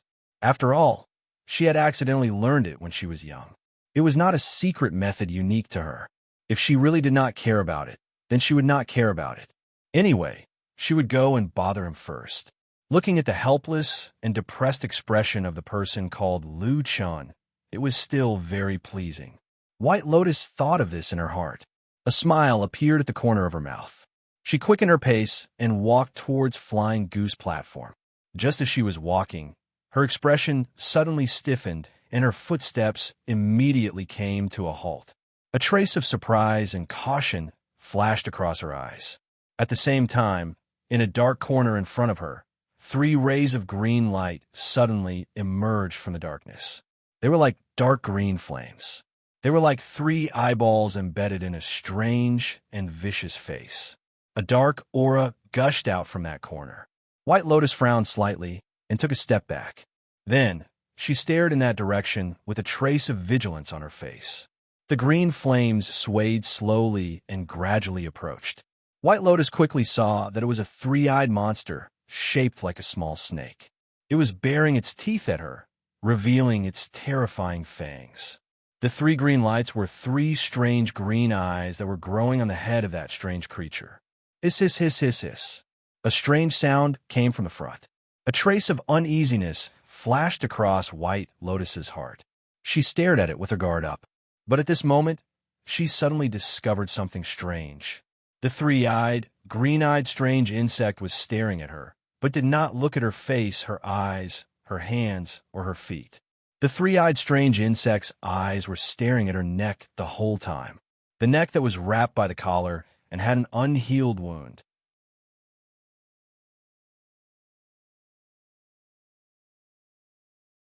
Chapter 205. It was late at night. Lu Chun was already lying on the bed. His eyes were closed, and he looked like he was asleep. However, he seemed to wake up from his dream all of a sudden.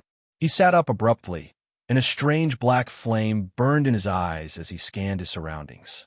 When familiar things came into view one after another, Lu Chun realized that he was still in the familiar small wooden house. He sighed softly. He was in a daze for a moment. Then, he leaned against the wall and pushed open the window. A ray of moonlight that was as clear as water descended from the sky and shone on him through the window sill. Lu Chun looked at the bright moon in the sky and realized that it was rounder than yesterday.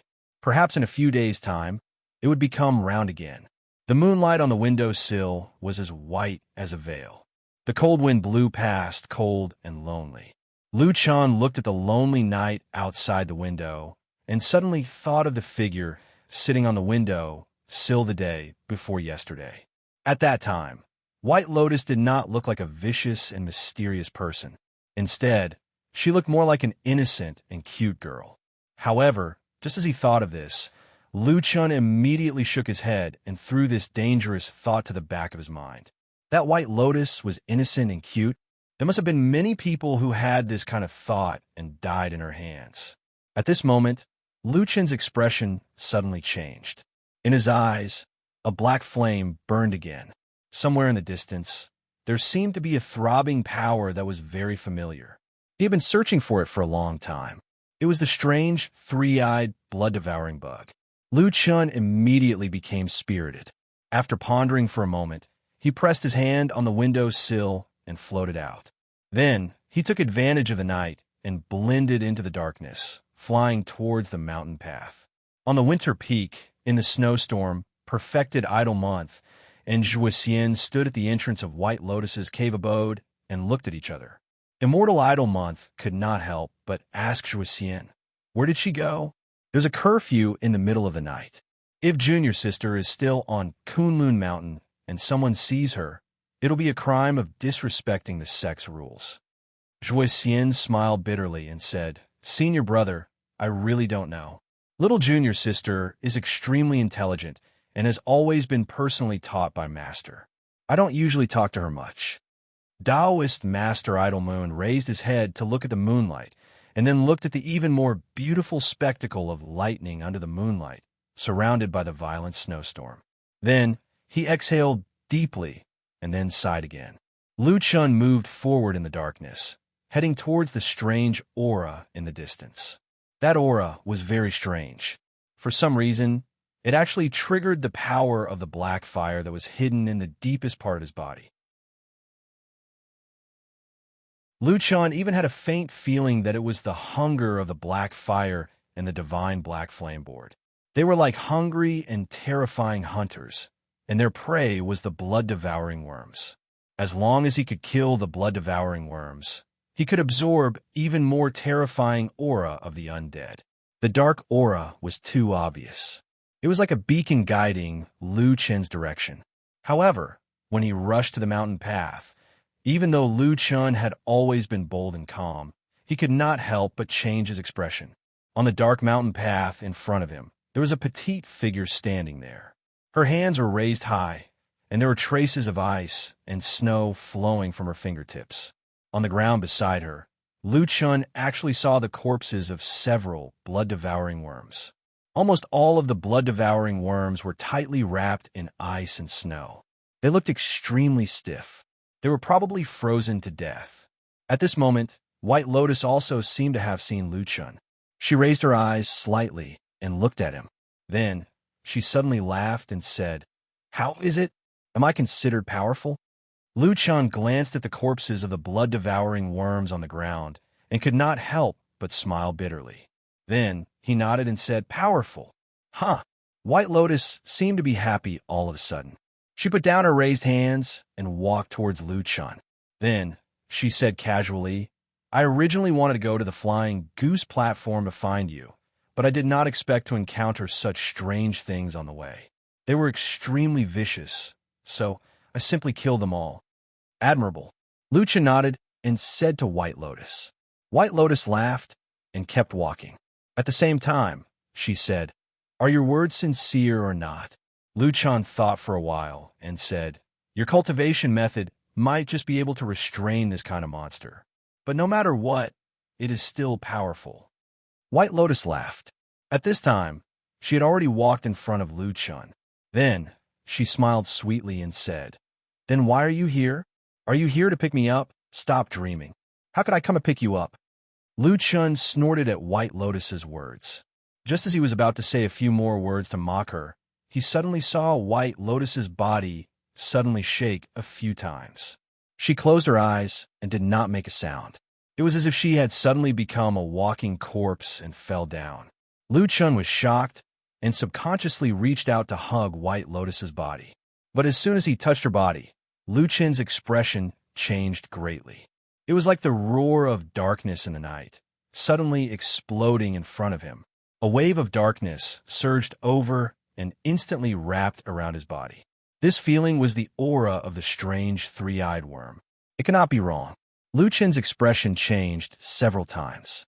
Suddenly, he stretched out his hand and tore open by Lian's right sleeve with a ripping sound. Immediately, a strand of black qi appeared on her abnormally white wrist. At the same time, a twisted, protruding mark suddenly sprang up from the back of her hand. Then it crazily rushed up, and it looked like it was about to rush past her shoulder and into her chest. Lu Chun snorted coldly. He suddenly grabbed White Lotus's shoulder with one hand and then fiercely clawed down. His 5 fingers instantly turned black.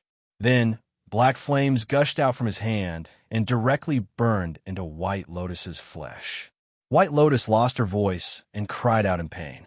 But at the same time, the black gas that was rushing up suddenly stopped. It seemed to have seen the most terrifying thing in the world. For a moment, it did not dare to rush forward. Instead, it turned around and fled. But at this time, Lu Chun grabbed White Lotus's shoulder with one hand. His other hand followed the route and directly wrapped around White Lotus's elbow. After a moment, there was a sudden scream. A strange three-eyed worm rushed out from White Lotus's wrist with its fangs and claws bared. After the strange worm broke out, White Lotus moaned and directly fell to the ground. It looked like she had fainted, and Lu Chun looked at the evil blood-sucking worm that flew into the air and seemed to want to escape. He suddenly reached out and directly grabbed the body of the blood-sucking worm in the air. The blood-sucking worm roared and turned its head. It seemed to be completely enraged. Just as it was about to attack Lu Chun, there was suddenly a deep and boundless black flame that was like an iron curtain that suddenly burned. It burned on Lu Chun's hand. It also burned on White Lotus's arm. Even from her neck, there were a few strange black lights that lit up. Under such a pincer attack, the blood-sucking worm had no way out. It was instantly burnt and melted in that raging black flame. Everything quieted down, and the tranquility of the night was restored. Lu Chun stood in the same place and muttered to himself for a moment. Then he bent down and picked up all the carcasses of the blood-sucking worms. Carrying the unconscious White Lotus, he turned around and left with large strides. Lu Chun brought White Lotus back to his wooden house. In fact, he didn't really want to do this. But first of all, he really didn't know where to send this girl. Even if he knew White Lotus was a member of Kunwa Cities by clan, it was the middle of the night and there was a curfew, so he naturally couldn't send her there. Everything could only wait until the sun rose tomorrow. Apart from this, Lu Chun had another reason why he couldn't give up on White Lotus. It was the sudden appearance of the strange three-eyed worm. Why did this vicious worm, known as an ancient killing weapon, suddenly besiege White Lotus? He felt that he had to get to the bottom of this matter.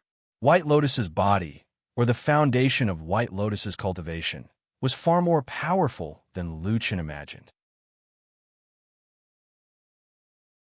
At first, Lu Chun expected White Lotus to sleep for half a day, but in fact, White Lotus only woke up after an hour. What happened? After seeing that White Lotus had woken up, Lu Chun didn't bother to inquire about her well-being and directly asked her. White Lotus also seemed very straightforward. She said, "I don't know. I'm asking about those strange three-eyed worms. Why did they suddenly attack you?" "I don't know either." White Lotus sat up with some difficulty. Then, like how Lu Chun sat most of the time, she leaned against the wall next to the window and said, "In any case, there were no signs at the beginning. Several of them suddenly rushed out and almost swallowed me alive." Lu Chun furrowed his brows, clearly a little puzzled. On the contrary, White Lotus seemed to be more at ease. Taking advantage of this rare free time, she looked at the somewhat messy little wooden hut and then looked at the night sky on the windowsill. Her face showed a trace of a gratified smile. Probably because of this quiet scenery, White Lotus's heart finally calmed down. Then, She concentrated for a moment and suddenly said, "But I saw a strange phenomenon." Lu Chen's spirit was shaken. He stared at her and said, "What is it?" White Lotus said, "Just now, all those strange three-eyed worms, I don't know why, from the beginning to the end, all of them seemed to be staring at my neck, as if there was a peerless delicacy on my neck." Lu Chen's expression slightly changed. He said in a low voice, "Your neck?" White Lotus smiled and said, "It's the wound that you caused and hasn't healed yet. Why do I have a feeling that although those strange worms don't look smart, perhaps they are very interested in the thing that you cultivate with? One day, they will come for you again." White Lotus said threateningly, as if she was pronouncing a sentence to Lu Chun. Lu Chun was silent. He thought to himself, could it be that those blood-devouring worms also have an abnormal desire for the power of the black flame? He then thought of the unimaginably terrible dark power that had appeared in the depths of Kunlun during the great earthquake in Kunlun. Lu Chun stared at White Lotus and did not speak. White Lotus felt a little uncomfortable under his gaze. She frowned and asked, "What are you looking at?" Lu Chun sighed and said, "Young girl, put on your clothes first."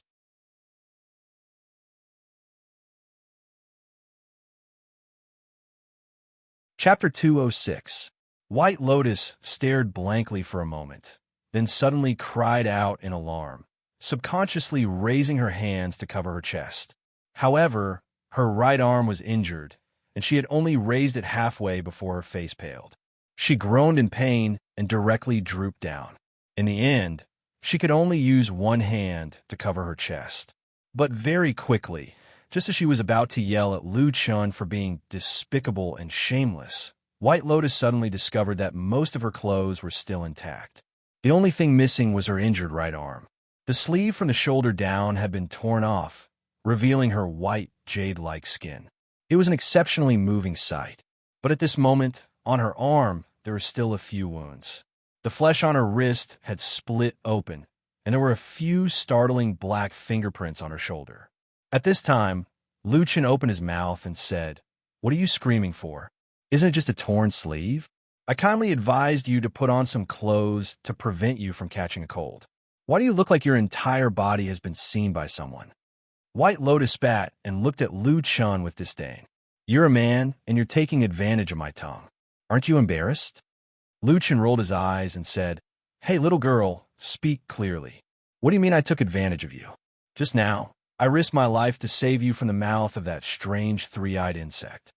White Lotus sneered and said, "Don't give me that. You stinky men, do you think I don't understand? Don't you all see that I am beautiful and want to take advantage of me? You have all kinds of dirty thoughts. Do you dare say you don't?" "I don't." Lu Chen's expression was solemn as he said to White Lotus, "I have to make this clear to you. I don't have the slightest bit of that kind of thought." White Lotus looked at him and said, "Then let me ask you, what do you think of my appearance? Is it considered beautiful?" "Of course not." Lu Chen paused for a moment. It seemed that he still couldn't deceive his conscience. He muttered and said, "All right, you are indeed beautiful, but I am not interested. Only a ghost would believe you. There isn't a single good man in this world." Lu Chan said, "You're just a little girl. Where did you learn so many messy things? I won't talk about those cruel and vicious methods. You're so young. What do you know about these matters between a man and a woman?" White Lotus said angrily, "Don't look down on me. I know everything." Then he sneered and said, "If I didn't know all this, I'm afraid I would have been fooled by you stinky men." Lu Chen looked her up and down and suddenly laughed. He shook his head and didn't say anything. White Lotus didn't know why, but she felt more and more uncomfortable being stared at like this. She became more and more annoyed and said angrily, "What are you looking at? Haven't you seen a beauty like me?" Lu Chan sternly said, "It's fine if you scold me for my low skill, cruel methods, and low moral character. In any case, we've fought and killed several times these past few days. We're enemies and not friends. But no matter what, you can't slander me for liking a little girl like you. I'm not interested in you." White Lotus was furious. She slapped the windowsill and said angrily, "Tell me clearly, what do you mean by this? You're saying I'm ugly?" Lu Chan said, "You're not ugly, but I'm not blind. I'm just not interested in you. Seeing that White Lotus was so angry that her face turned pale and looked like she was about to get up and fight, Lu Chun hurriedly waved his hand and said, Hey, hey, hey, do you have any upbringing? You're still a girl at such a young age. You're always talking about killing people at the slightest provocation. Can you listen to me properly? White Lotus angrily sat back down and glared at Lu Chun. Tell me, what do you mean by your words? Lu Chun shrugged and said, I don't mean anything. I do like women, but they have to be mature women. You're just a 10-year-old girl. How could I be interested in you? White Lotus was stunned for a moment. Her expression softened a little, but then she revealed a suspicious expression. She looked at Lu Chun and said, Are you serious? Lu Chun laughed and said, Why would I lie to you? In short, if you're worried, you can leave now. I won't send you off. White Lotus thought for a moment. She put on her clothes and got off the bed. She said, I'd better go. You're unreliable. I want to stay away from you. Lu Chun didn't know whether to laugh or cry. He stepped aside and shook his head with a smile. Then you'd better keep your word. Stay away from me in the future. Don't come looking for me. White Lotus walked a few steps and suddenly turned her head to look at him. She said, Have you slept with other women before? Lu Chun was stunned. Then he nodded calmly and said, Yes. Disgusting. White Lotus said, What do you know? Lu Chun scolded with a smile. White Lotus thought for a moment and said, I don't believe that the women you slept with before were more beautiful than me. What makes you say that I'm not as good as them? Lu Chun was speechless for a moment. After a moment, he waved his hand to drive away White Lotus. He said, You're getting more and more outrageous. Is this something a little girl like you can ask? White Lotus was unmoved. She sneered and said, Can a little girl kill and bleed like me? Lu Chun rolled his eyes. White Lotus said to him, Tell me clearly, and I'll leave immediately. Otherwise, I won't feel comfortable if I don't understand this matter. Lu Chun looked at her elegant and beautiful face. She was like a fairy. Suddenly, he had a kind of illusion. After a moment, he sighed. He thought that this world was really full of evildoers. Eccentric people could be seen everywhere. All right, you can leave after I say it. Lu Chun said to her, Women and girls are different.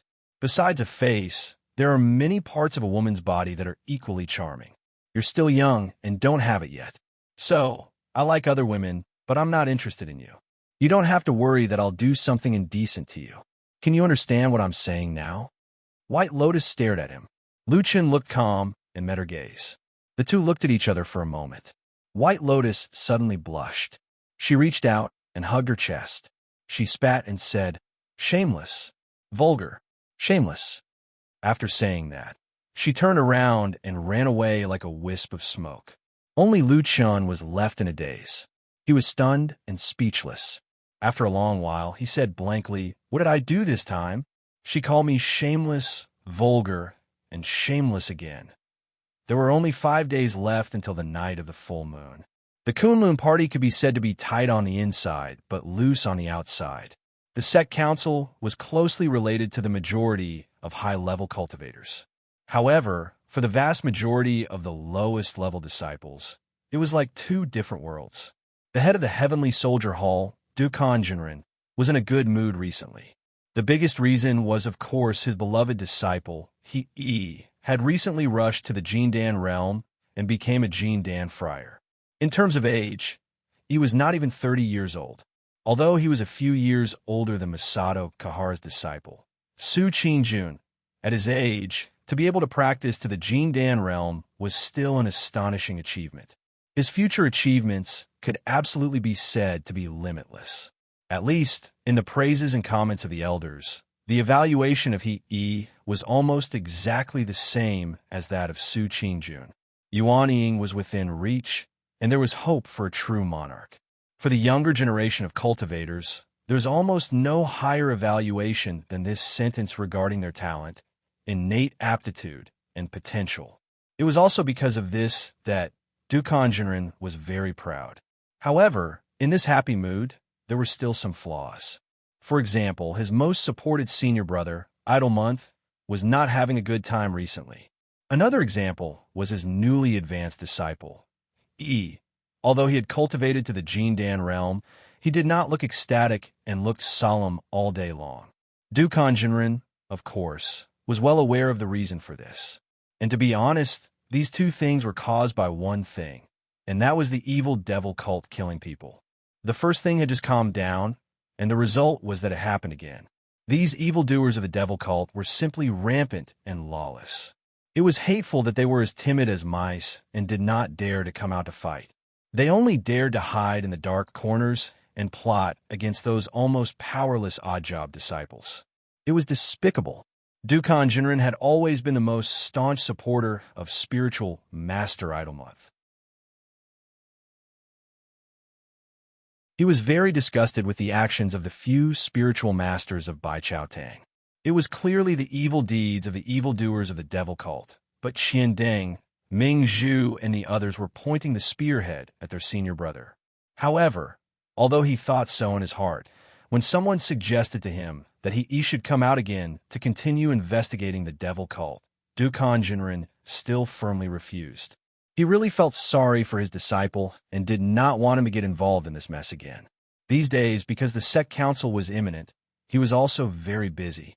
But occasionally when he had free time, he would call He along for a walk as a way to ease his anxiety. He knew his disciple too well. He was talented, but his thoughts were too deep, and many things were bottled up in his heart. And a few days ago, the death of his most valued younger brother, He Gang, had a much deeper impact on He than what he showed on the surface. Therefore, on this day when he and He were casually walking on the mountain and chatting, he also deliberately mentioned this to him. He was an extremely intelligent person and almost immediately understood his master's deep meaning.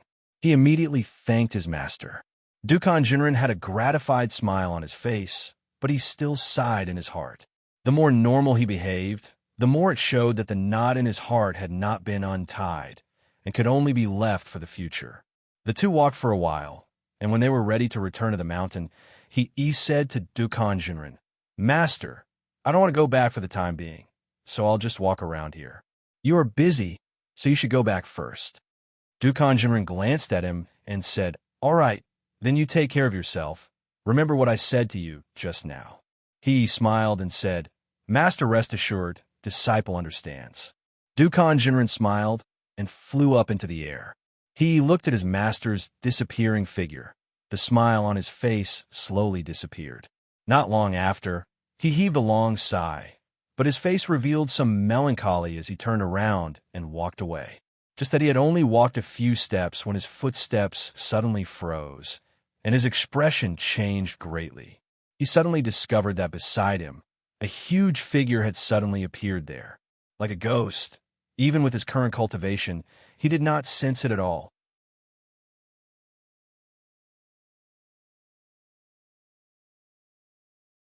Chapter 207. To a Jindan friar, in terms of cultivation realm, it could already be said to be extremely powerful.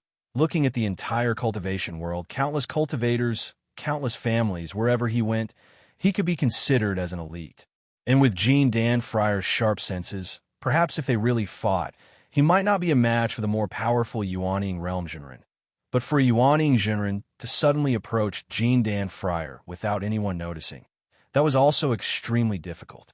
But right now, he suddenly met such a person. A huge and fat figure suddenly appeared beside him, so close at hand. At that moment, it was like the blood in He's entire body had frozen, and he practically instinctively let out a furious roar as he retreated. At the same time, he swung his arm and struck out with his strongest Tao art and divine ability. A bright light suddenly lit up, pierced through that shadow. His body, like an arrow leaving the bow, retreated, looked like he was about to break through the darkness. But the strange thing happened again. That huge figure, like a shadow, directly followed up, and following what seemed to be a casual sound of sleeve fluttering. An instant later, all of He's supernatural powers were all broken, dissipated into nothingness. Heaven and earth were silent. All living things were silent. A gust of aura came from the shadow in front of He, that tall and sturdy figure, had a mountain-like, imposing manner, like covering the sky and covering the earth, pressing down on him. He's body shook violently, staggered back. Suddenly his legs softened. He almost knelt down. But he tried his best to hold on, until that tall and fat man lowered his head. A pair of eyes landed on his face. Like a sudden clap of thunder, instantly exploded, He's mind went blank. In that instant, he directly sat on the ground, his entire body drenched in sweat, his face pale, almost devoid of blood. The pressure, like landslide and tsunami, swept over. He felt that his entire body's flesh and bones seemed to be out of control. Perhaps the next moment it would collapse and explode. His heart was also extremely shocked. This was the first time in his life that he met such a terrifying person, almost not like a mortal, like a deity. Deity? At that moment, his eyes suddenly widened. He stared at the tall and sturdy figure in front of him. For some reason, even though he was right in front of him, even though that person seemed to be looking at him, his mind still couldn't reflect that person's face. Was this the might of a true monarch of the divine transformation stage? He didn't dare to look anymore. He was afraid that if he held on any longer, he would really turn into ashes. He could only lower his head and kneel on the ground with a thud. He said in a hoarse voice, "Disciple, he pays respect to Immortal." It was rare for Su Qing-jun to get up early in the morning. After she greeted Lu Chun, she hurriedly went down the mountain. Her destination was her home in Kunwa City. The reason was also very simple. The Su family at the foot of the mountain had sent word that Sumo's condition, which had originally stabilized, had worsened in the past 2 days. Watching Su Qingjun's receding figure, Lu Chen's expression became somewhat cold. In his heart, he recalled the mysterious corpse watcher in the dark grave. The mind-manipulating technique was a very overbearing divine ability. It seemed that he didn't show any mercy to Sumo that day, and it really hurt her very foundation. Standing on the Fian platform that had once again become quiet, Lu Chen's expression fluctuated and his brows were tightly knitted. The situation had already begun to become more and more chaotic. Lu Chun even had a feeling that it was beyond his expectations. Moreover, he always felt that there were some variables in this matter that he hadn't thought of before. Who was that so-called traitor of the devil cult? What was he planning to do by lurking on the mountain of Kunlun? But why didn't the people of the devil cult seem to know of his existence? All these doubts intertwined with each other, making him feel as if he had fallen into a mess. He only felt that everything in front of him was chaotic, and he couldn't see what was going to happen in the future. In another 5 days, it would be the night of the full moon. According to the agreement made by the traitor of the devil cult, he and Lu Chun would meet on that night. Perhaps that would be the time when the truth would be revealed. But would things really be so simple? Perhaps because he had been in the dark for too long, Lu Chun always subconsciously felt doubtful. He always felt that there was no such simple thing in this world. Sometimes he also knew that what he was thinking was actually wrong, but the habit he had developed over the years always made him involuntarily think this way. Perhaps it was better to make some preparations first? Has the damn Baldy come back? At noon that day, Lu Chun also came to Kunwa City and asked Old Ma in the Black Hill Pavilion. Seeing that Lu Chun had come, Atsu was very happy. It ran to his side and jumped up and down, appearing to be very affectionate. Seeing Atsu's appearance, Lu Chun also smiled and kept reaching out to stroke its head. He then raised his eyes to look at Old Ma. Old Ma shrugged and said, "I don't know. But since he promised to come back before the night of the full moon you mentioned, it should be in the next few days." Lu Chun nodded and said, "Good. If he comes back and contacts you, find a way to notify me, or tell him to come find me. I have some things to ask him." Old Ma's eyes flashed and he said, "What's wrong? Is there something?" Lu Chun hesitated for a moment and said, "There are some things I feel strange about, so I want to ask him." Old Ma seemed to want to ask more questions, but when he saw Lu Chun's expression, he quickly swallowed his words. After a while, he nodded and said, "Good. Don't worry. I'll inform you immediately if there's any news." Lu Chun smiled and nodded at him. He then squatted down and played with Atsu for a while before saying, I'll send Atsu away today. I don't want to leave it here with you. Old Ma asked, where do you plan to send it? Lu Chan said, I don't have a fixed place. I'll just find a mountain forest a bit further away from the city and let it stay there. After the night of the full moon, I'll finish my business and come and find it. Old Ma frowned and said, you'll just leave it alone in the mountain forest? Will something happen to it? Lu Chan laughed and patted Atsu's head. Then he stood up and said, it's okay. This dog has become stronger recently. It will survive. Right, Atsu? He lowered his head and asked Atsu. Atsu wagged his tail and barked a few times, as if he was responding to his words. Old Ma glanced at Atsu and suddenly made a gesture to Lu Chan, asking him to follow him to the side. Then he looked slightly serious and said to Lu Chan, what's wrong with this dog? Lu Chan said, there's nothing wrong with it. It's quite good. Old Ma snorted and said, don't lie to me with this kind of nonsense. There must be something wrong with Atsu. That's why you're so sneaky. By the way, there's something I haven't told you yet. It's also related to Atsu. Lu Chan was stunned for a moment. Looking at Old Ma's serious expression, he couldn't help but be a little surprised and said, what happened? Old Ma took a deep breath and said in a low voice, recently, I found that some animal corpses often appear around this house. Most of them are wild cats and dogs. Occasionally, there are birds, chickens, and ducks. They all died in the same way. Their throats were directly bitten by sharp teeth, and then they bled to death. Lu Chan was silent for a moment. His expression also became cold. He glanced at Old Ma and said, what do you think? Old Ma pointed at Atsu in the distance and said, did it do it? Lu Chan said, I'm not in the city, and I didn't see it with my own eyes. I don't know, but Atsu has never done this kind of thing before. Old Ma looked at him deeply and said, you really don't have anything to hide from me, right? Lu Chan met his gaze and suddenly smiled, saying, of course there is. Old Ma was furious and said, damn it, I knew you weren't honest. Tell me. Lu Chan waved his hand and said, there are some things that I don't need to tell you. In short, you have to believe me. I won't do anything bad to you. Old Ma looked at him for a while and suddenly sighed and said, well, be careful. Lu Chan looked at him, and his eyes gradually became gentle. He gently patted his shoulder and suddenly said, Old Ma, after this, why don't we both retire?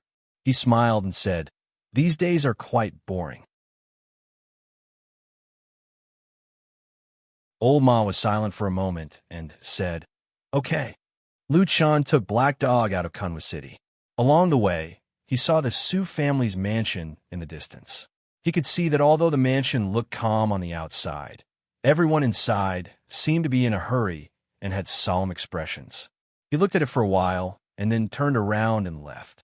After leaving Kunwa City, Atsu was even happier and kept running on the wide road. Lu Chan didn't keep walking along the road and quickly led it to the wilderness. As they walked, they arrived at the foot of a nameless hill more than 10 miles away from Kunwa City. There was a forest on the hill, and the area was vast. There was no one around, which was exactly what it meant to be a wilderness. Lu Chan called Atsu over and stroked its head. He then squatted down and stared at Atsu's eyes. Atsu suddenly became nervous and took a step back.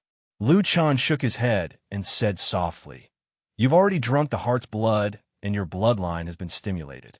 It's almost impossible for you to live like before. The night of the full moon will be the time for you to transform and advance. At that time, no one will be able to help you, and you can only rely on yourself. Since ancient times, the sacred beasts of the southern part of the chaotic land have all narrowly escaped death like this. If you can't pass this trial, then find a place to die. Lu Chan quietly said to it. Atsu lowered its head. As if it had sensed something, a complicated light suddenly appeared in its eyes. It slowly leaned forward, stuck out its tongue, and licked Lu Chen's hand. Lu Chan glanced at the towering Kunlun mountain in the distance and said, in the next few days, I also have to work on that mountain. It should be very dangerous. I'm not sure if I'll survive. You see, people like us who have been shadows for a long time are all like this. We always feel like we're in danger of dying. Tell me, what's the point of living like this? Am I right, Atsu? Lu Chan sat on the ground and said to Atsu, Atsu slowly walked over and squatted down next to Lu Chun. It looked like it was sitting side by side with him. The sky unknowingly darkened. The afterglow of the setting sun shone on their backs. "I hope we can still meet after the night of the full moon," Lu Chun said. Woof.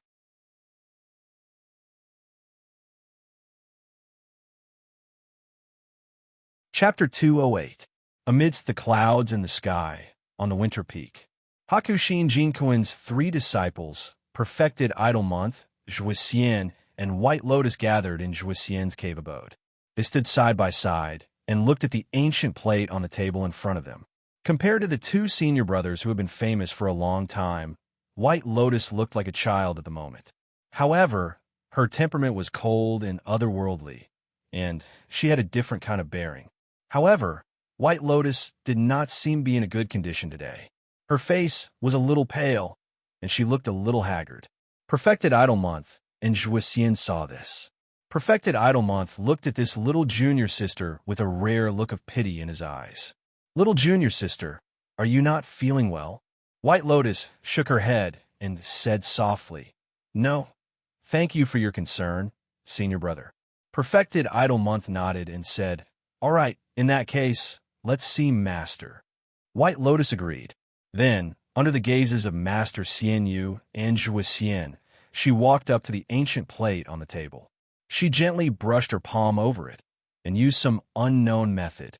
Suddenly, smoke rose from the center of the ancient plate. Then, there was the sound of a violent snowstorm. The howling was violent, as if it was right next to their ears. A vast expanse of white snow appeared on the ancient plate. This Dharma treasure was naturally the wind speech plate that was previously given to White Lotus for safekeeping. Perfected Idle Month and the other 2 looked solemn as they bowed. A moment later, a deep and slightly hoarse voice suddenly came from the depths of the seemingly endless snowstorm. "What's the matter?" Perfected Idle Month took a step forward and cupped his hands. "Master, Disciple Idle Month wishes to see Master." The snowstorm blew past as if it would never stop. The 3 could only see the snowstorm dancing in the sky, but there was no trace of a human figure. But strangely, Hakushin Jinkuin's voice was still very clear. "Speak." Perfected Idle Month did not dare to be negligent. He quickly reported to Master the major events that happened in the Kunlun party recently, including the matter of the evil cult secretly killing the Oddjob disciples, which caused the anger of the other Yuaniing Jinren and caused him to fall into a somewhat embarrassing situation. At the end of his speech, Taoist Master Idle Moon's complexion turned solemn. He looked at the snowstorm and the wind whisper plate and said, "Master, given enough time, this disciple will certainly be able to get to the bottom of the devil cult. But the sect council meeting is too close, and Qian Deng, Ming Zhu, and the others are pressing too hard. This disciple is afraid that there will be some troubles at that time. I'm here to sincerely ask Master to attend again this year, so as to deter the rascals and prevent those people from being too arrogant." The wind speech plate was silent for a moment, and then Hakushin Jinkuin's voice was heard. "Yes." Perfected Idle Month was overjoyed and quickly bowed to thank him. Then Hakushin Jinkuin said again, "I'm not dead yet, Qin Deng, Ming Zhu, and the others shouldn't be like this. Is junior brother Tianlan back?" Perfected Idle Month hesitated for a moment and said, "I've followed Master's instructions. Every year, 1 month before the sect council meeting, I'll specially write to Martial Uncle Tianlan, asking him to return to the mountain to discuss the important affairs of the sect. In previous years, Martial Uncle always declined, and this year is the same. He only said that Zheng Xiaming has been busy recently and may not be able to come back in time." The voice in the wind speech plate was silent for a moment, and then said, "Then let's not care about him, but the matter of the devil cult plotting against the disciples of Kunlun is indeed too arrogant. Don't you have any clues? If that's the case, then it's your fault. No wonder others are pointing fingers at you." Perfected Idle Month hurriedly said, "Master, you've misunderstood. This matter is a great insult to our Kunlun by the evildoers of the devil cult. As the sect leader, I won't just sit back and watch. Now, Among the two cases, the first case of the murder of He Changsheng was strange and experienced. It was indeed difficult to investigate, but after days of continuous investigation, I found some clues, especially the source of the cinnabar used in the murder case. With this as an opportunity, I'll be able to find the melon by following the vines. As for the second case of the murder of Zhang Ji, it happened recently, but the technique was much worse than the first case. I already have some clues. It was the work of the spies that the devil cult planted in our Kunlun. Now, once the evidence is conclusive, we'll immediately arrest them and present them to the sect. Hakushin Jinkuin's tone was cold and said, "In times of emergency, there must be a thunderous method." Perfected Idlemont's body trembled slightly, and then he took a deep breath and said, "Yes, I understand." The sound of the wind and snow gradually subsided, and the wind speech plate also gradually returned to normal. There was no longer the scene of wind and snow in the sky. White Lotus silently walked forward, wiped the magic treasure, and put it away. Then, she turned around and nodded at Taoist Master Idlemoon and Zhuoxian. Perfected Idlemont's expression was amiable, and he smiled at White Lotus and said, "I've troubled little Shimmy." White Lotus's expression did not change much, as if it was too cold like frost, but she still bowed slightly to this eldest Xixiang, whose age could even be her grandfather, and said, "You flatter me. If Xixiang needs anything in the future, just let me know." After saying that, she bowed to both of them and walked out. Perfected Idlemonth and Zhuoxian watched her leave. After White Lotus's figure disappeared, Perfected Idlemonth suddenly frowned and said, "I heard that although the power of the magical technique recorded in the Book of Snow is extremely great, it can also affect a cultivator's will and temperament. These days, I haven't seen little Shimmy many times, but I can feel that her temperament seems to be getting colder." Zhuoxian nodded and said, "Probably so. This mysterious book was obtained by Master in his later years. You and I have long succeeded in our cultivation techniques, and we don't have the supreme divine ability of Master in the deity transformation realm, which allows us to do as we please, so it's not suitable for us to cultivate. On the contrary, little Shimmy should have just entered the sect, like a piece of unpolished jade, but she can directly cultivate this kind of supreme magical technique from the beginning. It's also a rare opportunity." Xian Yuzhen nodded and said, "That's right. Junior sister is a peerless genius who was born with the 5 divine pillars. Moreover, Master has been so attentively training her. Her future is really limitless. Maybe in a few decades, my position as the sect master will be taken by her." Zhuoxian's body trembled slightly, and a strange light flashed in his eyes. After a moment, he said in surprise, "Xixiang, why do you say that? You're in the prime of your life, and you're good at governing. You should be advancing bravely. Why do you need to think about these things? Besides, I think Master only accepted little Shimmy as his last disciple because he loves her talent. In any case, little Shimmy is still young, so how can she bear the responsibility of the great Kunlun lineage?" Perfected Idlemonth smiled, then reached out and patted Zhuoxian's shoulder and said with a smile, "What Shimmy said makes sense. I was thinking too much. But Master must have made arrangements for these things, so it's not up to us to think too much." Zhuoxian said, "Xixiang is thinking too much. I think the person Master relies on the most is still you. Otherwise, why would he hand over the heavy responsibility of the sect master to you?" Perfected Idlemonth made a sound of and didn't say anything else. He just slowly walked out of the cave with his hands behind his back. Zhuoxian looked at his back and slightly frowned, as if he was thinking about something. Then he also followed him out. The next day, at the foot of Kunlun, in front of the mountain gate, an execution rack was suddenly erected. The disciples of the sect and the people in Kunwa City, who were far away, quickly received the news. In an instant, many people swarmed over and surrounded the mountain gate. There were all kinds of people in the crowd, including many itinerant cultivators and cultivators from other sects who were passing by. There were even ordinary mortals and villagers who lived in the nearby cities or villages. All of them rushed over to watch the commotion. In a hidden corner of the crowd, there were two men who didn't seem to attract any attention. They were Fan Tue and Chun He from the Three Realms Demon Sect. At this moment, the two of them did not look good, especially Fan Tue.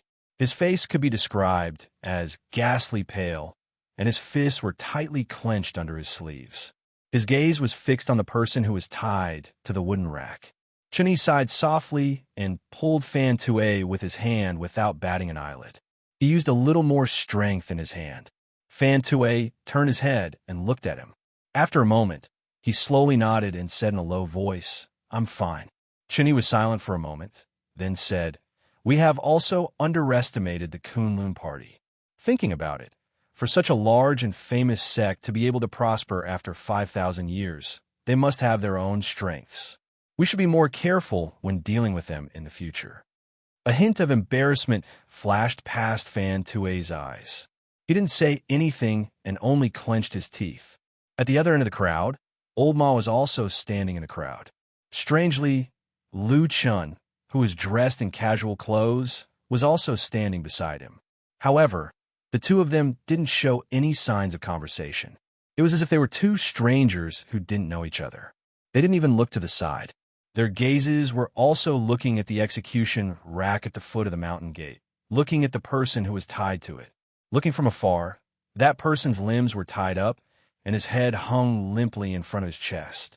There were many bloodstains on his clothes, and he looked a little wretched. From time to time, whispers could be heard from the surrounding crowd. Old Ma stared for a moment, then suddenly said, as if he was talking to himself, "I remember that the Kunlun party had also captured many spies from the Devil Sect in the past, but they had never done it in public like this, right?" His voice wasn't loud, and probably only Lu Chun, who was standing a few feet away from him, could hear him. However, Lu Chun's expression didn't change at all, as if he didn't have any reaction to the fatty's words. It was only after a while that Lu Chun let out a faint smile. Without turning his head, he said in a low voice, "That sect leader must have been forced into a corner recently." Old Ma grunted, a hint of disapproval in his eyes. Just as he was about to say something, there was a commotion in the surrounding crowd. The two of them looked over and saw a person walking out from among the Kunlun party disciples at the Kunlun mountain gate. That person had a dignified aura, and his footsteps were steady. It was he. At this moment, he was holding a sharp long sword in his hand, walking toward the execution rack step by step. The surrounding crowd instantly became excited. He stopped in front of the execution rack and suddenly looked around. Then he shouted in a deep voice that shook the entire place and reverberated in front of the Kunlun mountain gate. "Spies from the Devil Sect have committed heinous crimes. Everyone has the right to punish them."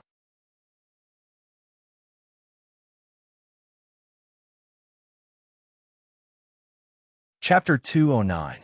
He's loud shout was like a clap of thunder, instantly silencing the entire place.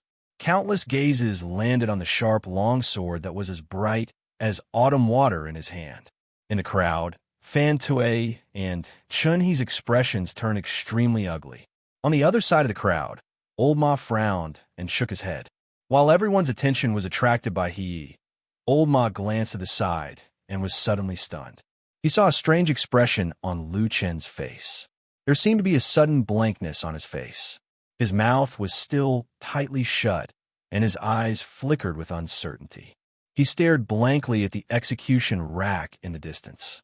His gaze only stopped on the evil sect spy who had already completely lost the ability to resist and had become the prey of others.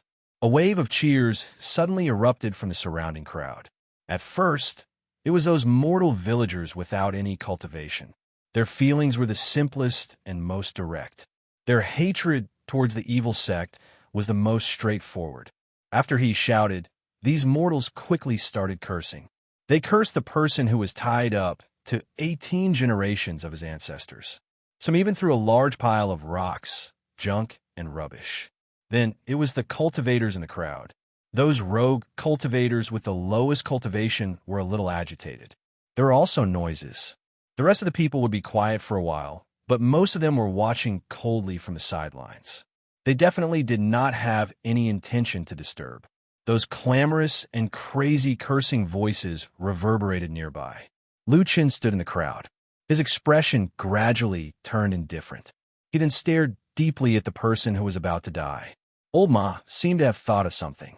His expression changed slightly. He wanted to speak, but stopped. A bitter smile appeared at the corner of his mouth. He then sighed softly. But in the end, he did not do anything. Or maybe he could not do anything. The whistling sound of the drums was like a tidal wave, surging forward violently.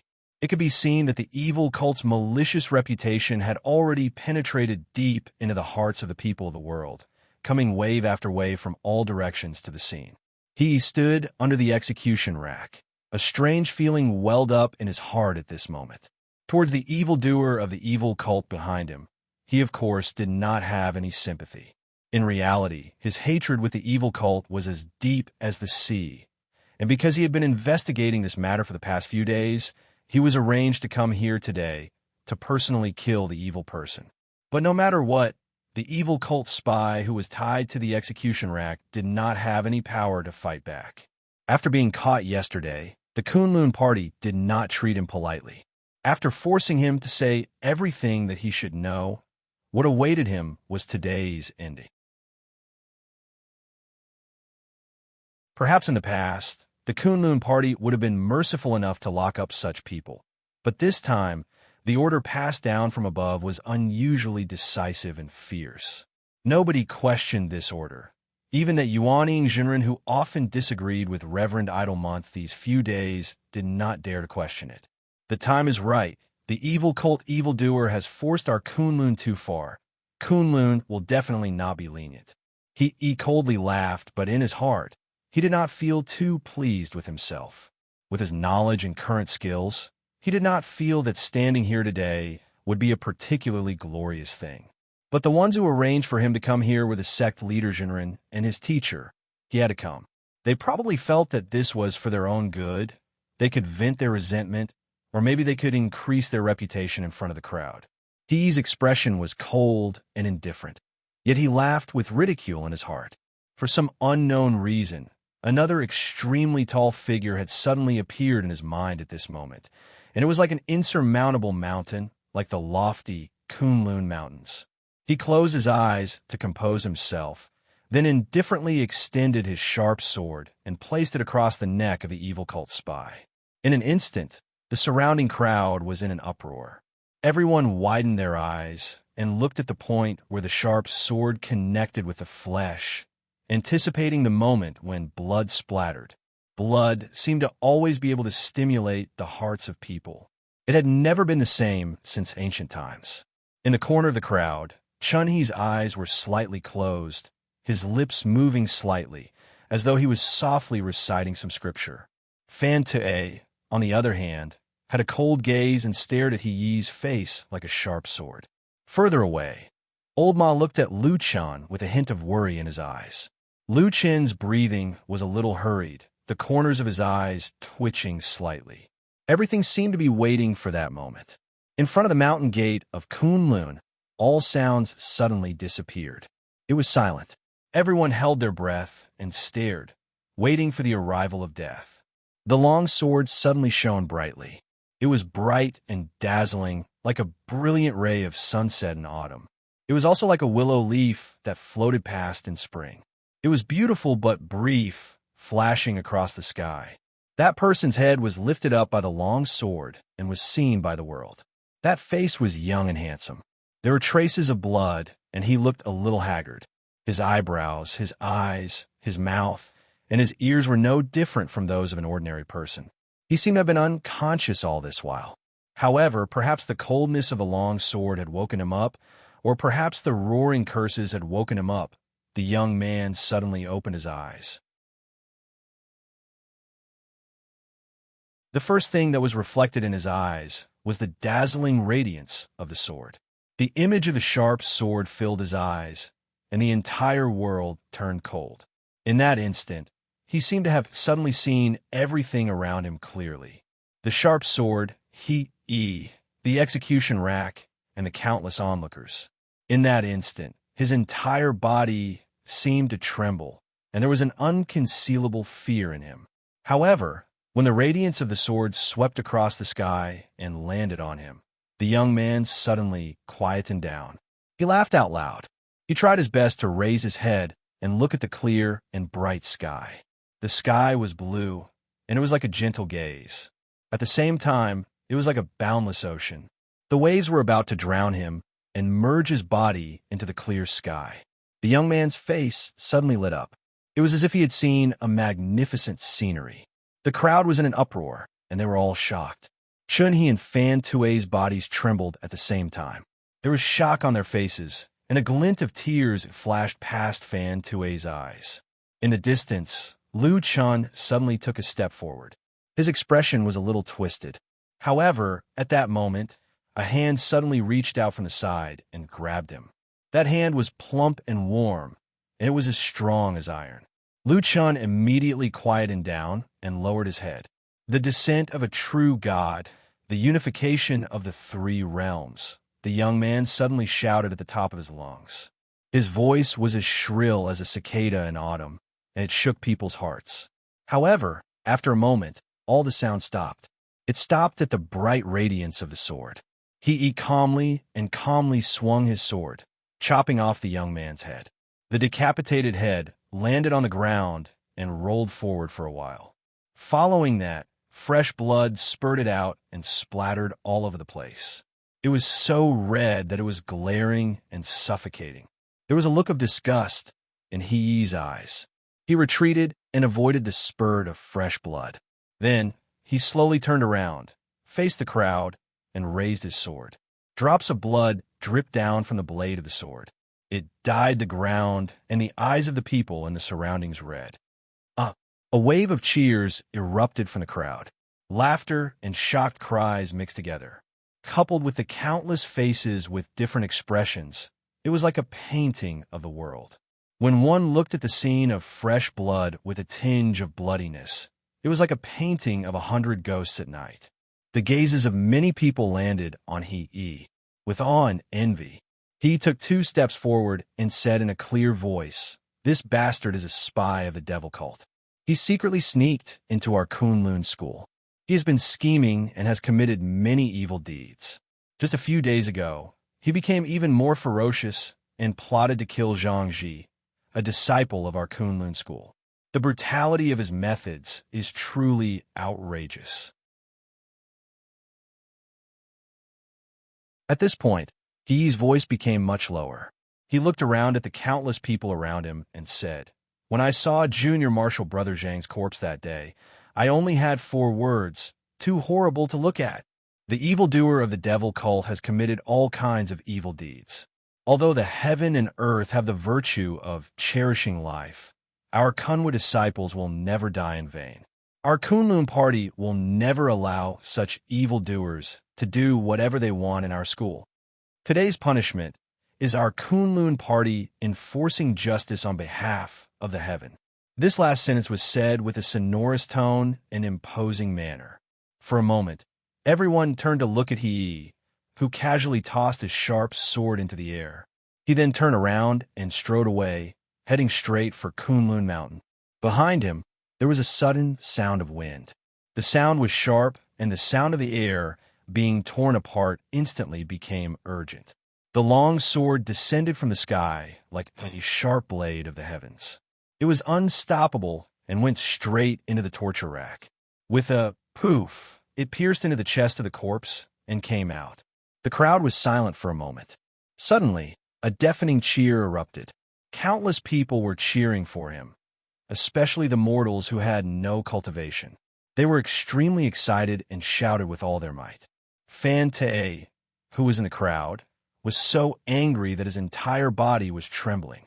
He gritted his teeth and forcefully suppressed the roar in his heart. He used the softest voice he could muster to shout angrily to Chun-Hee, who was beside him, "This bastard. I must kill this person." Chun-Hee nodded slowly. His eyes also looked toward the back of Kunlun Mountain with a cold gaze.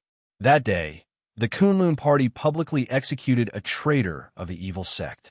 They announced that it was this person who had plotted against and killed their servant, Zhang Ji. It had only been a few days since Zhang Ji's death. The Kunlun party's thunderous and iron-blooded determination shook the mountains and rivers. The blood-stained torture rack was erected outside of Kunlun Mountain. It was not taken down for many days, and no one collected the corpse of the evil sect's demon. After this incident, the atmosphere in the Kunlun party suddenly changed. Jinren Idlemont's reputation soared, and the voices of criticism immediately decreased. Qian Deng, Ming Zhu, and the rest of the Yuaning Jinren also expressed their appreciation for this. They praised Jinren Idlemont's methods and said that he was a great talent with deep foresight and decisiveness. This was a blessing for the entire Kunlun party. On the night of that day, when the moon rose once again, the sky was dark. Lu Chun sat alone on the cliff of the Flying Goose platform. He looked up at the cold and lonely moon with a cold expression. He thought to himself, there are only 4 days left until the night of the full moon.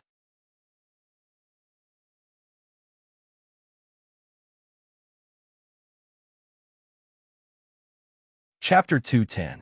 Su Qingjun walked back to Fian Terrace from the mountain path in the early morning after daybreak. When she was about to walk towards her cave residence, she hesitated and glanced at the other side of Fian Terrace. The wooden house stood quietly in the morning light. Su Qingjun hesitated for a moment, but in the end, she still walked over. Just as she was about to knock on the door, she seemed to suddenly remember something. She looked at the sky, where the sun had yet to rise, and lowered her raised hand. She stood at the door for a moment and was about to turn around to leave when she suddenly heard a voice calling out to her from the cliff of Fian Terrace. Su Qingjun was startled and turned her head to look. She saw Lu Chun sitting with his back against the stone wall on the other side of the cliff, waving at her with a smile. Su Qingjun walked over and looked at Lu Chun with a trace of surprise. "Why are you here?" Lu Chun pointed at the vast sea of clouds below the cliff and said, "I suddenly thought of something last night. I've lived here for so long, and I've seen quite a few sunsets, but I've never seen a sunrise here." Su Qingjun sighed and looked at the sun that was about to rise on the horizon. She said, "What's so good about a sunrise?" Lu Chun glanced at her and said with a smile, "What's wrong? You don't seem to be in a good mood." Su Qingjun shook her head and wanted to say something, but stopped. Then she suddenly saw a wet patch on Lu Chen's shoulder from the corner of her eye. She then saw that there was a drop of dew on the tip of his hair that was leaning against the stone wall. She couldn't help but be startled. She said, "What happened? You actually sat here all night?" Lu Chun followed her gaze and glanced at his shoulder. He then smiled and said, "Yes, I couldn't sleep last night and wanted to see the sunrise, so I just ran over. Do you want to come over and sit? The scenery here is very good." As he said this, he even patted the ground beside him. Su Qingjun hesitated for a moment, but in the end, she sat down beside him. The two of them sat side by side as the mountain breeze blew past. Under the morning light, they could see the white clouds rolling up and down like waves. A round red sun shone brightly in all directions. After a night of dormancy, it finally rose slowly. The golden light illuminated the heaven and earth. At that moment, the world seemed to be filled with dazzling light. Su Qingjun gazed into the distance with a look of pleasant surprise on her face. She said sincerely, "Ah, the sunrise is so beautiful." Lu Chun also gazed into the distance and said, "Yes, but you've lived here for so long. Have you really never seen this scenery before?" Su Qingjun suddenly blushed. She retracted her gaze and glanced at him, saying, "No. Oh, sometimes I wake up late." Lu Chun said seriously, "Sometimes?" Su Qingjun suddenly felt a little embarrassed. She glared at him and said, "Hey, in any case, I'm your master in name." "Even if it's a name," Lu Chun said with a smile, "so I can't say it?" Su Qingjun looked at him for a while and suddenly sighed, saying, "Forget it. Say whatever you want. Anyway, all these years, You're the only one who would talk to me so casually. In fact, sometimes when I think about it, it doesn't seem to be a big deal." Lu Chen's eyes lit up. He said with a smile, "You really don't mind? Then I can tell others later. If you dare to say it, I'll break your legs." Su Qingjun grabbed his sleeve and said fiercely. Lu Chen laughed and nodded in agreement. Su Qingjun just pretended to be fierce, but then she also smiled and burst out laughing. She was as bright and beautiful as a spring flower. Then she sighed softly and put her hands behind her head. She leaned against the stone wall and looked at the vast sea of clouds in the distance. She narrowed her eyes slightly and said to herself, "You're still smart. Sitting here and watching the sunrise, it's really leisurely and comfortable." Lu Chen smiled and turned to look at her. He said, "Is there something troubling at home again?" Su Qingjun closed her eyes and made a sound. After a while, she said softly, "My brother's head might not recover." Lu Chen frowned and said, "So serious?" Su Qingjun nodded and said, "My family has invited many highly skilled seniors to take a look, including my master. I also begged to go take a look, but there was no good way. Sumo is good and bad now. When he is good, he looks like a normal person, eating and sleeping by himself.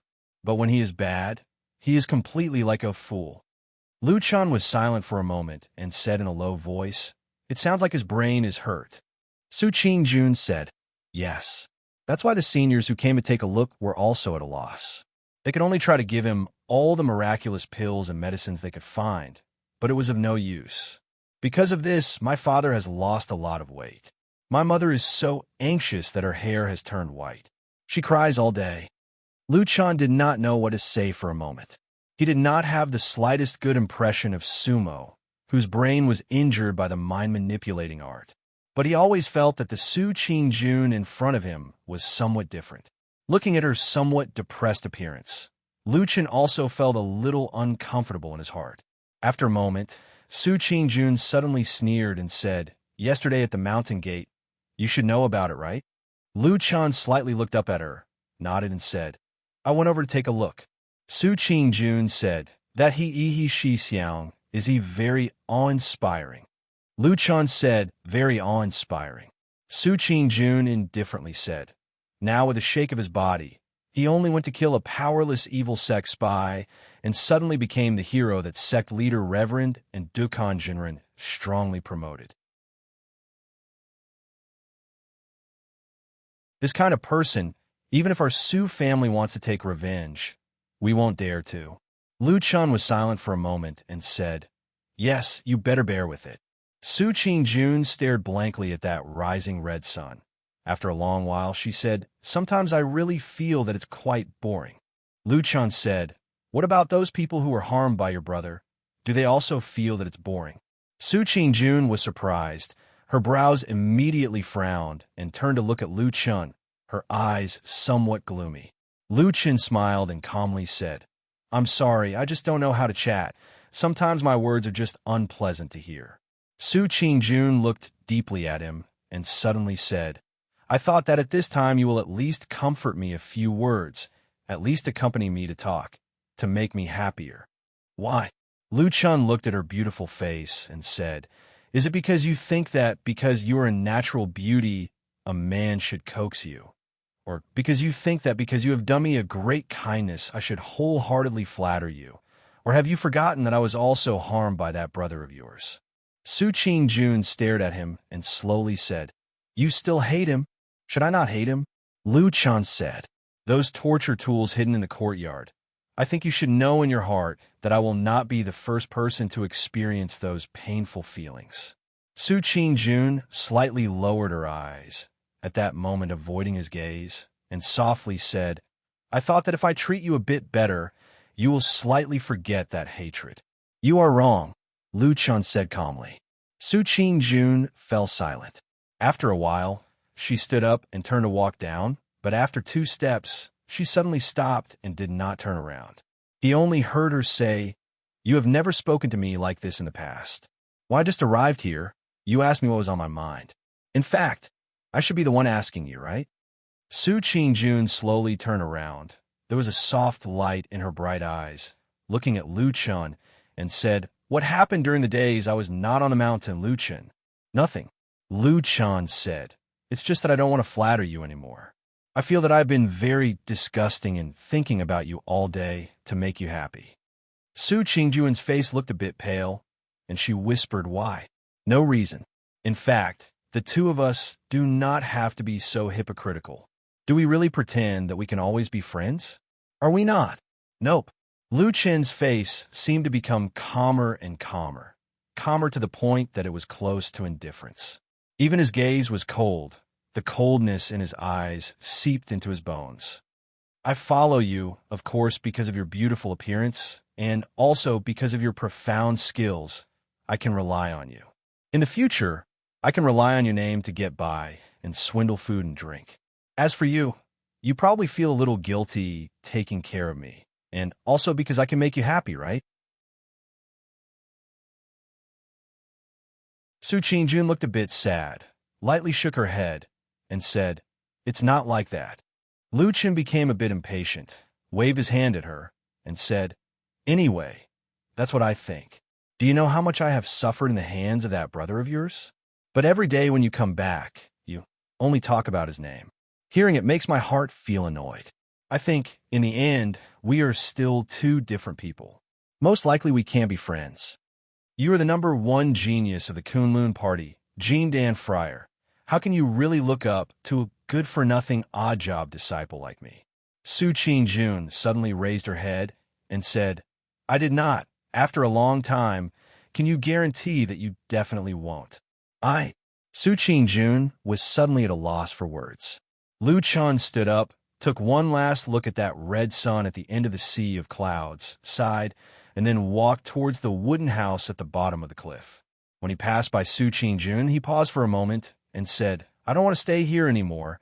I will go down the mountain today. I don't want to trouble you in the future. Can I ask you to cancel the title of master in name?" Su Qingjun nodded blankly, her expression complicated, lightly gritting her teeth. She watched as Lu Chun returned to the wooden house, and not long after, he came out with a small package, and then walked with large strides towards the mountain path. He didn't say anything, didn't say goodbye, looked like he was going to directly go far away like this. Looking at that man's back, Su Qingjun suddenly shouted loudly and said, "I didn't look down on you. I have always treated you as a friend." The footsteps of the person going down the mountain paused for a moment, but in the end he still didn't turn back. He only stretched out a hand and waved in the wind, as if bidding farewell to the past period of time, and then he walked with large strides down this hill.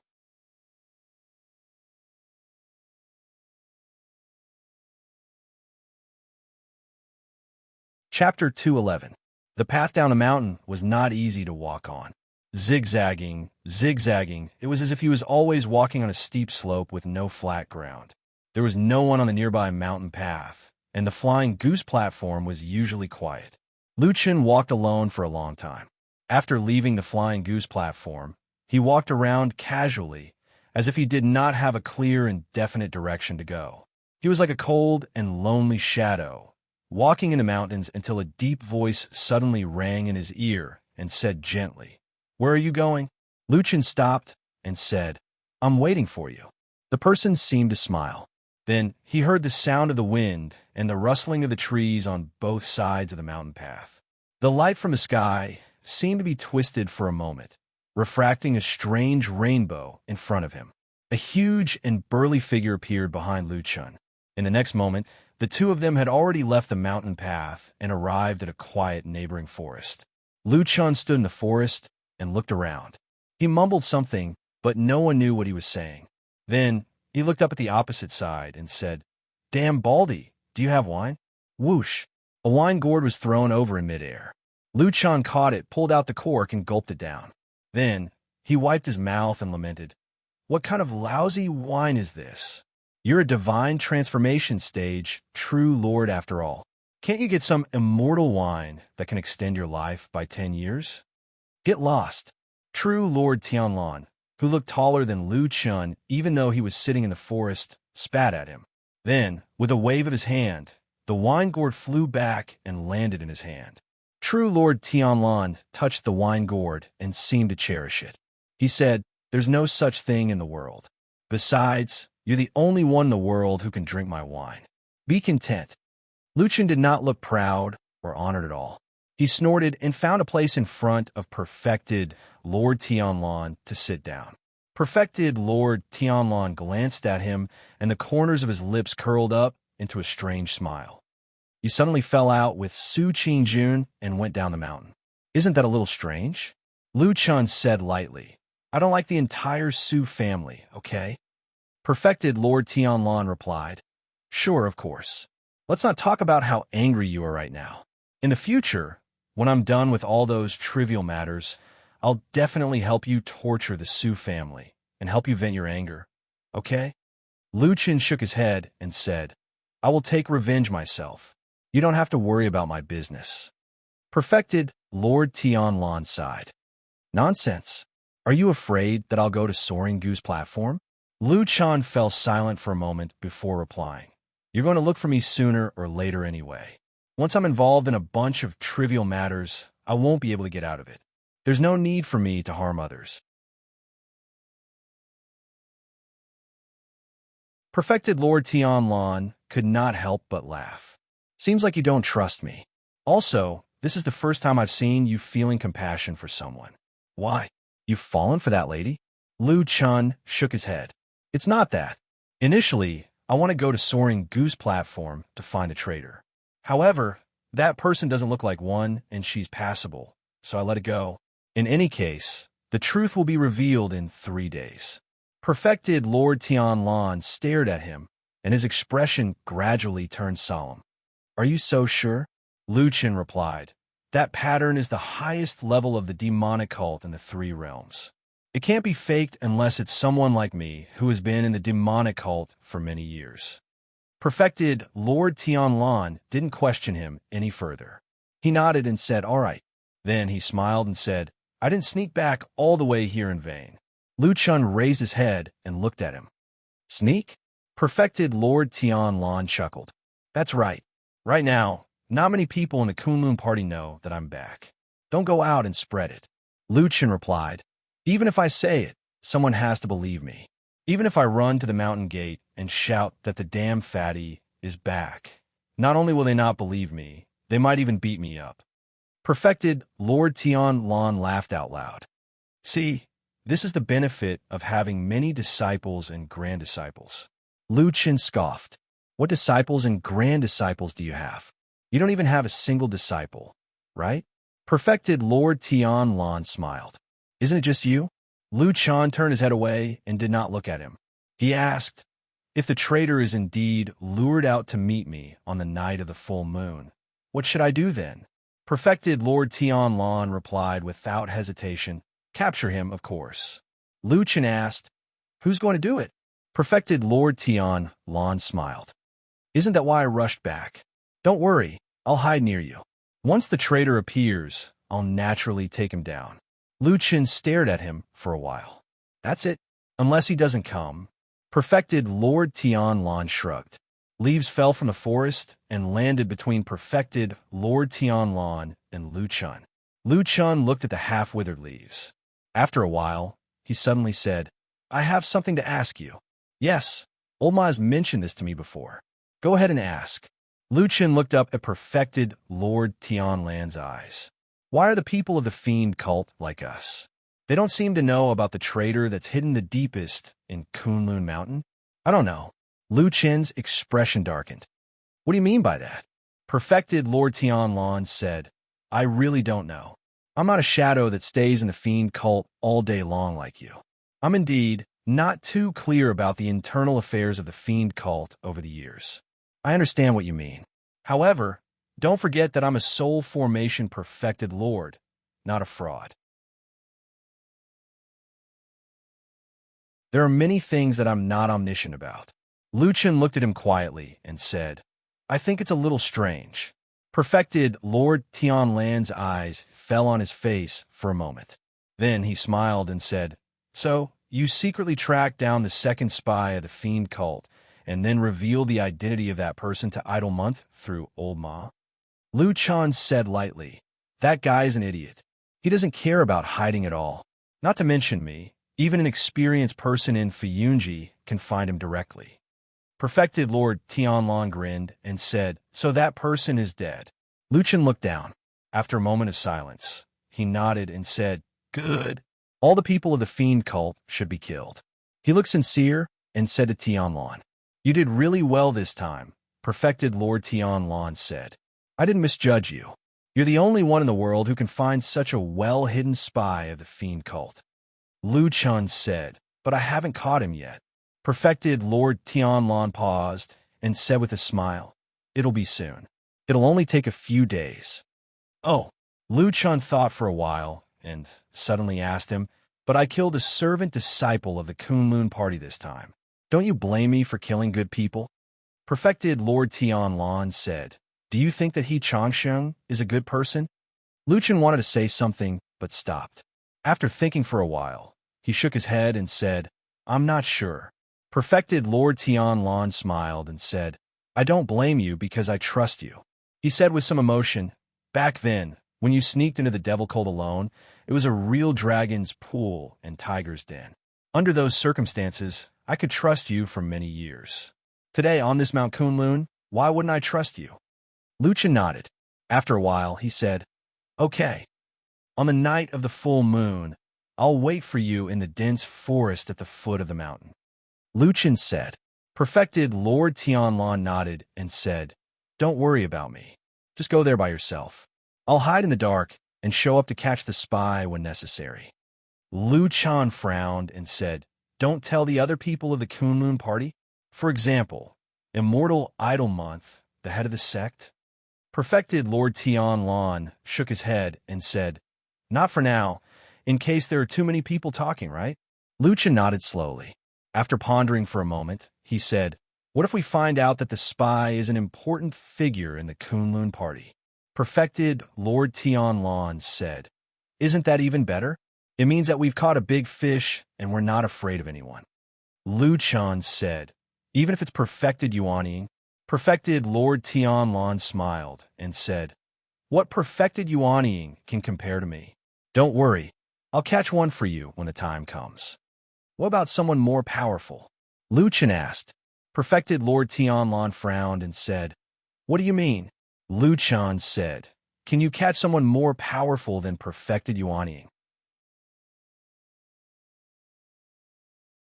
Perfected Lord Tianlong's expression turned serious for the first time. He looked at Lu Chen and said, "You mean my senior brother by Chen?" Lu Chen said indifferently, "Can you catch a soul formation perfected lord for me as well?" Perfected Lord Tianlong suddenly laughed and shook his head. "Do you have any proof?" Lu Chen said, "No, I'm just talking nonsense. Let's see how you're going to answer me." "That's impossible." Perfected Lord Tianlong smiled and said, "As a soul formation perfected lord of the Kunlun party, he has nothing. How can he be an elder of the fiend cult who is like a stray dog? Do you think he's stupid?" Lu Chen looked at him for a while and nodded. "You're right. It can't be Haku Shin Jinkoen. Is there anything else? If not, I'm leaving." Perfected Lord Tianlong said to Lu Chen, "We've said everything that needs to be said. Can I really turn over a new leaf after I catch that fiend cult spy?" Lu Chen asked. "Of course." Perfected Lord Tianlong said with certainty. Lu Chen nodded and said, "Then let me ask you for one more thing." "Say it." "Collect the corpse of that fiend cult spy at the foot of the mountain. Otherwise, if one day his head is separated from his body and his corpse is exposed on the streets, it will look a little tragic." Perfected Lord Tianlong frowned and looked at Lu Chen. "Are you pleading for that fiend cult spy?" "Yes," Lu Chen replied calmly. Perfected Lord Tianlong was silent for a moment and said, "Didn't you secretly find this person? I want to collect his corpse, can I?" Lu Chen asked again, as if he did not hear Perfected Lord Tianlong's words, and did not seem to care about Perfected Lord Tianlong's gradually darkening expression. "You're tuning into the Romance Rendezvous YouTube channel. We're so grateful for your support, and don't forget to subscribe to join us on this incredible journey through captivating stories. Your generosity through donations truly makes a world of difference. as it's the primary source of revenue that allows me to expand and enhance this channel for you. Thank you from the bottom of my heart for being a part of this adventure.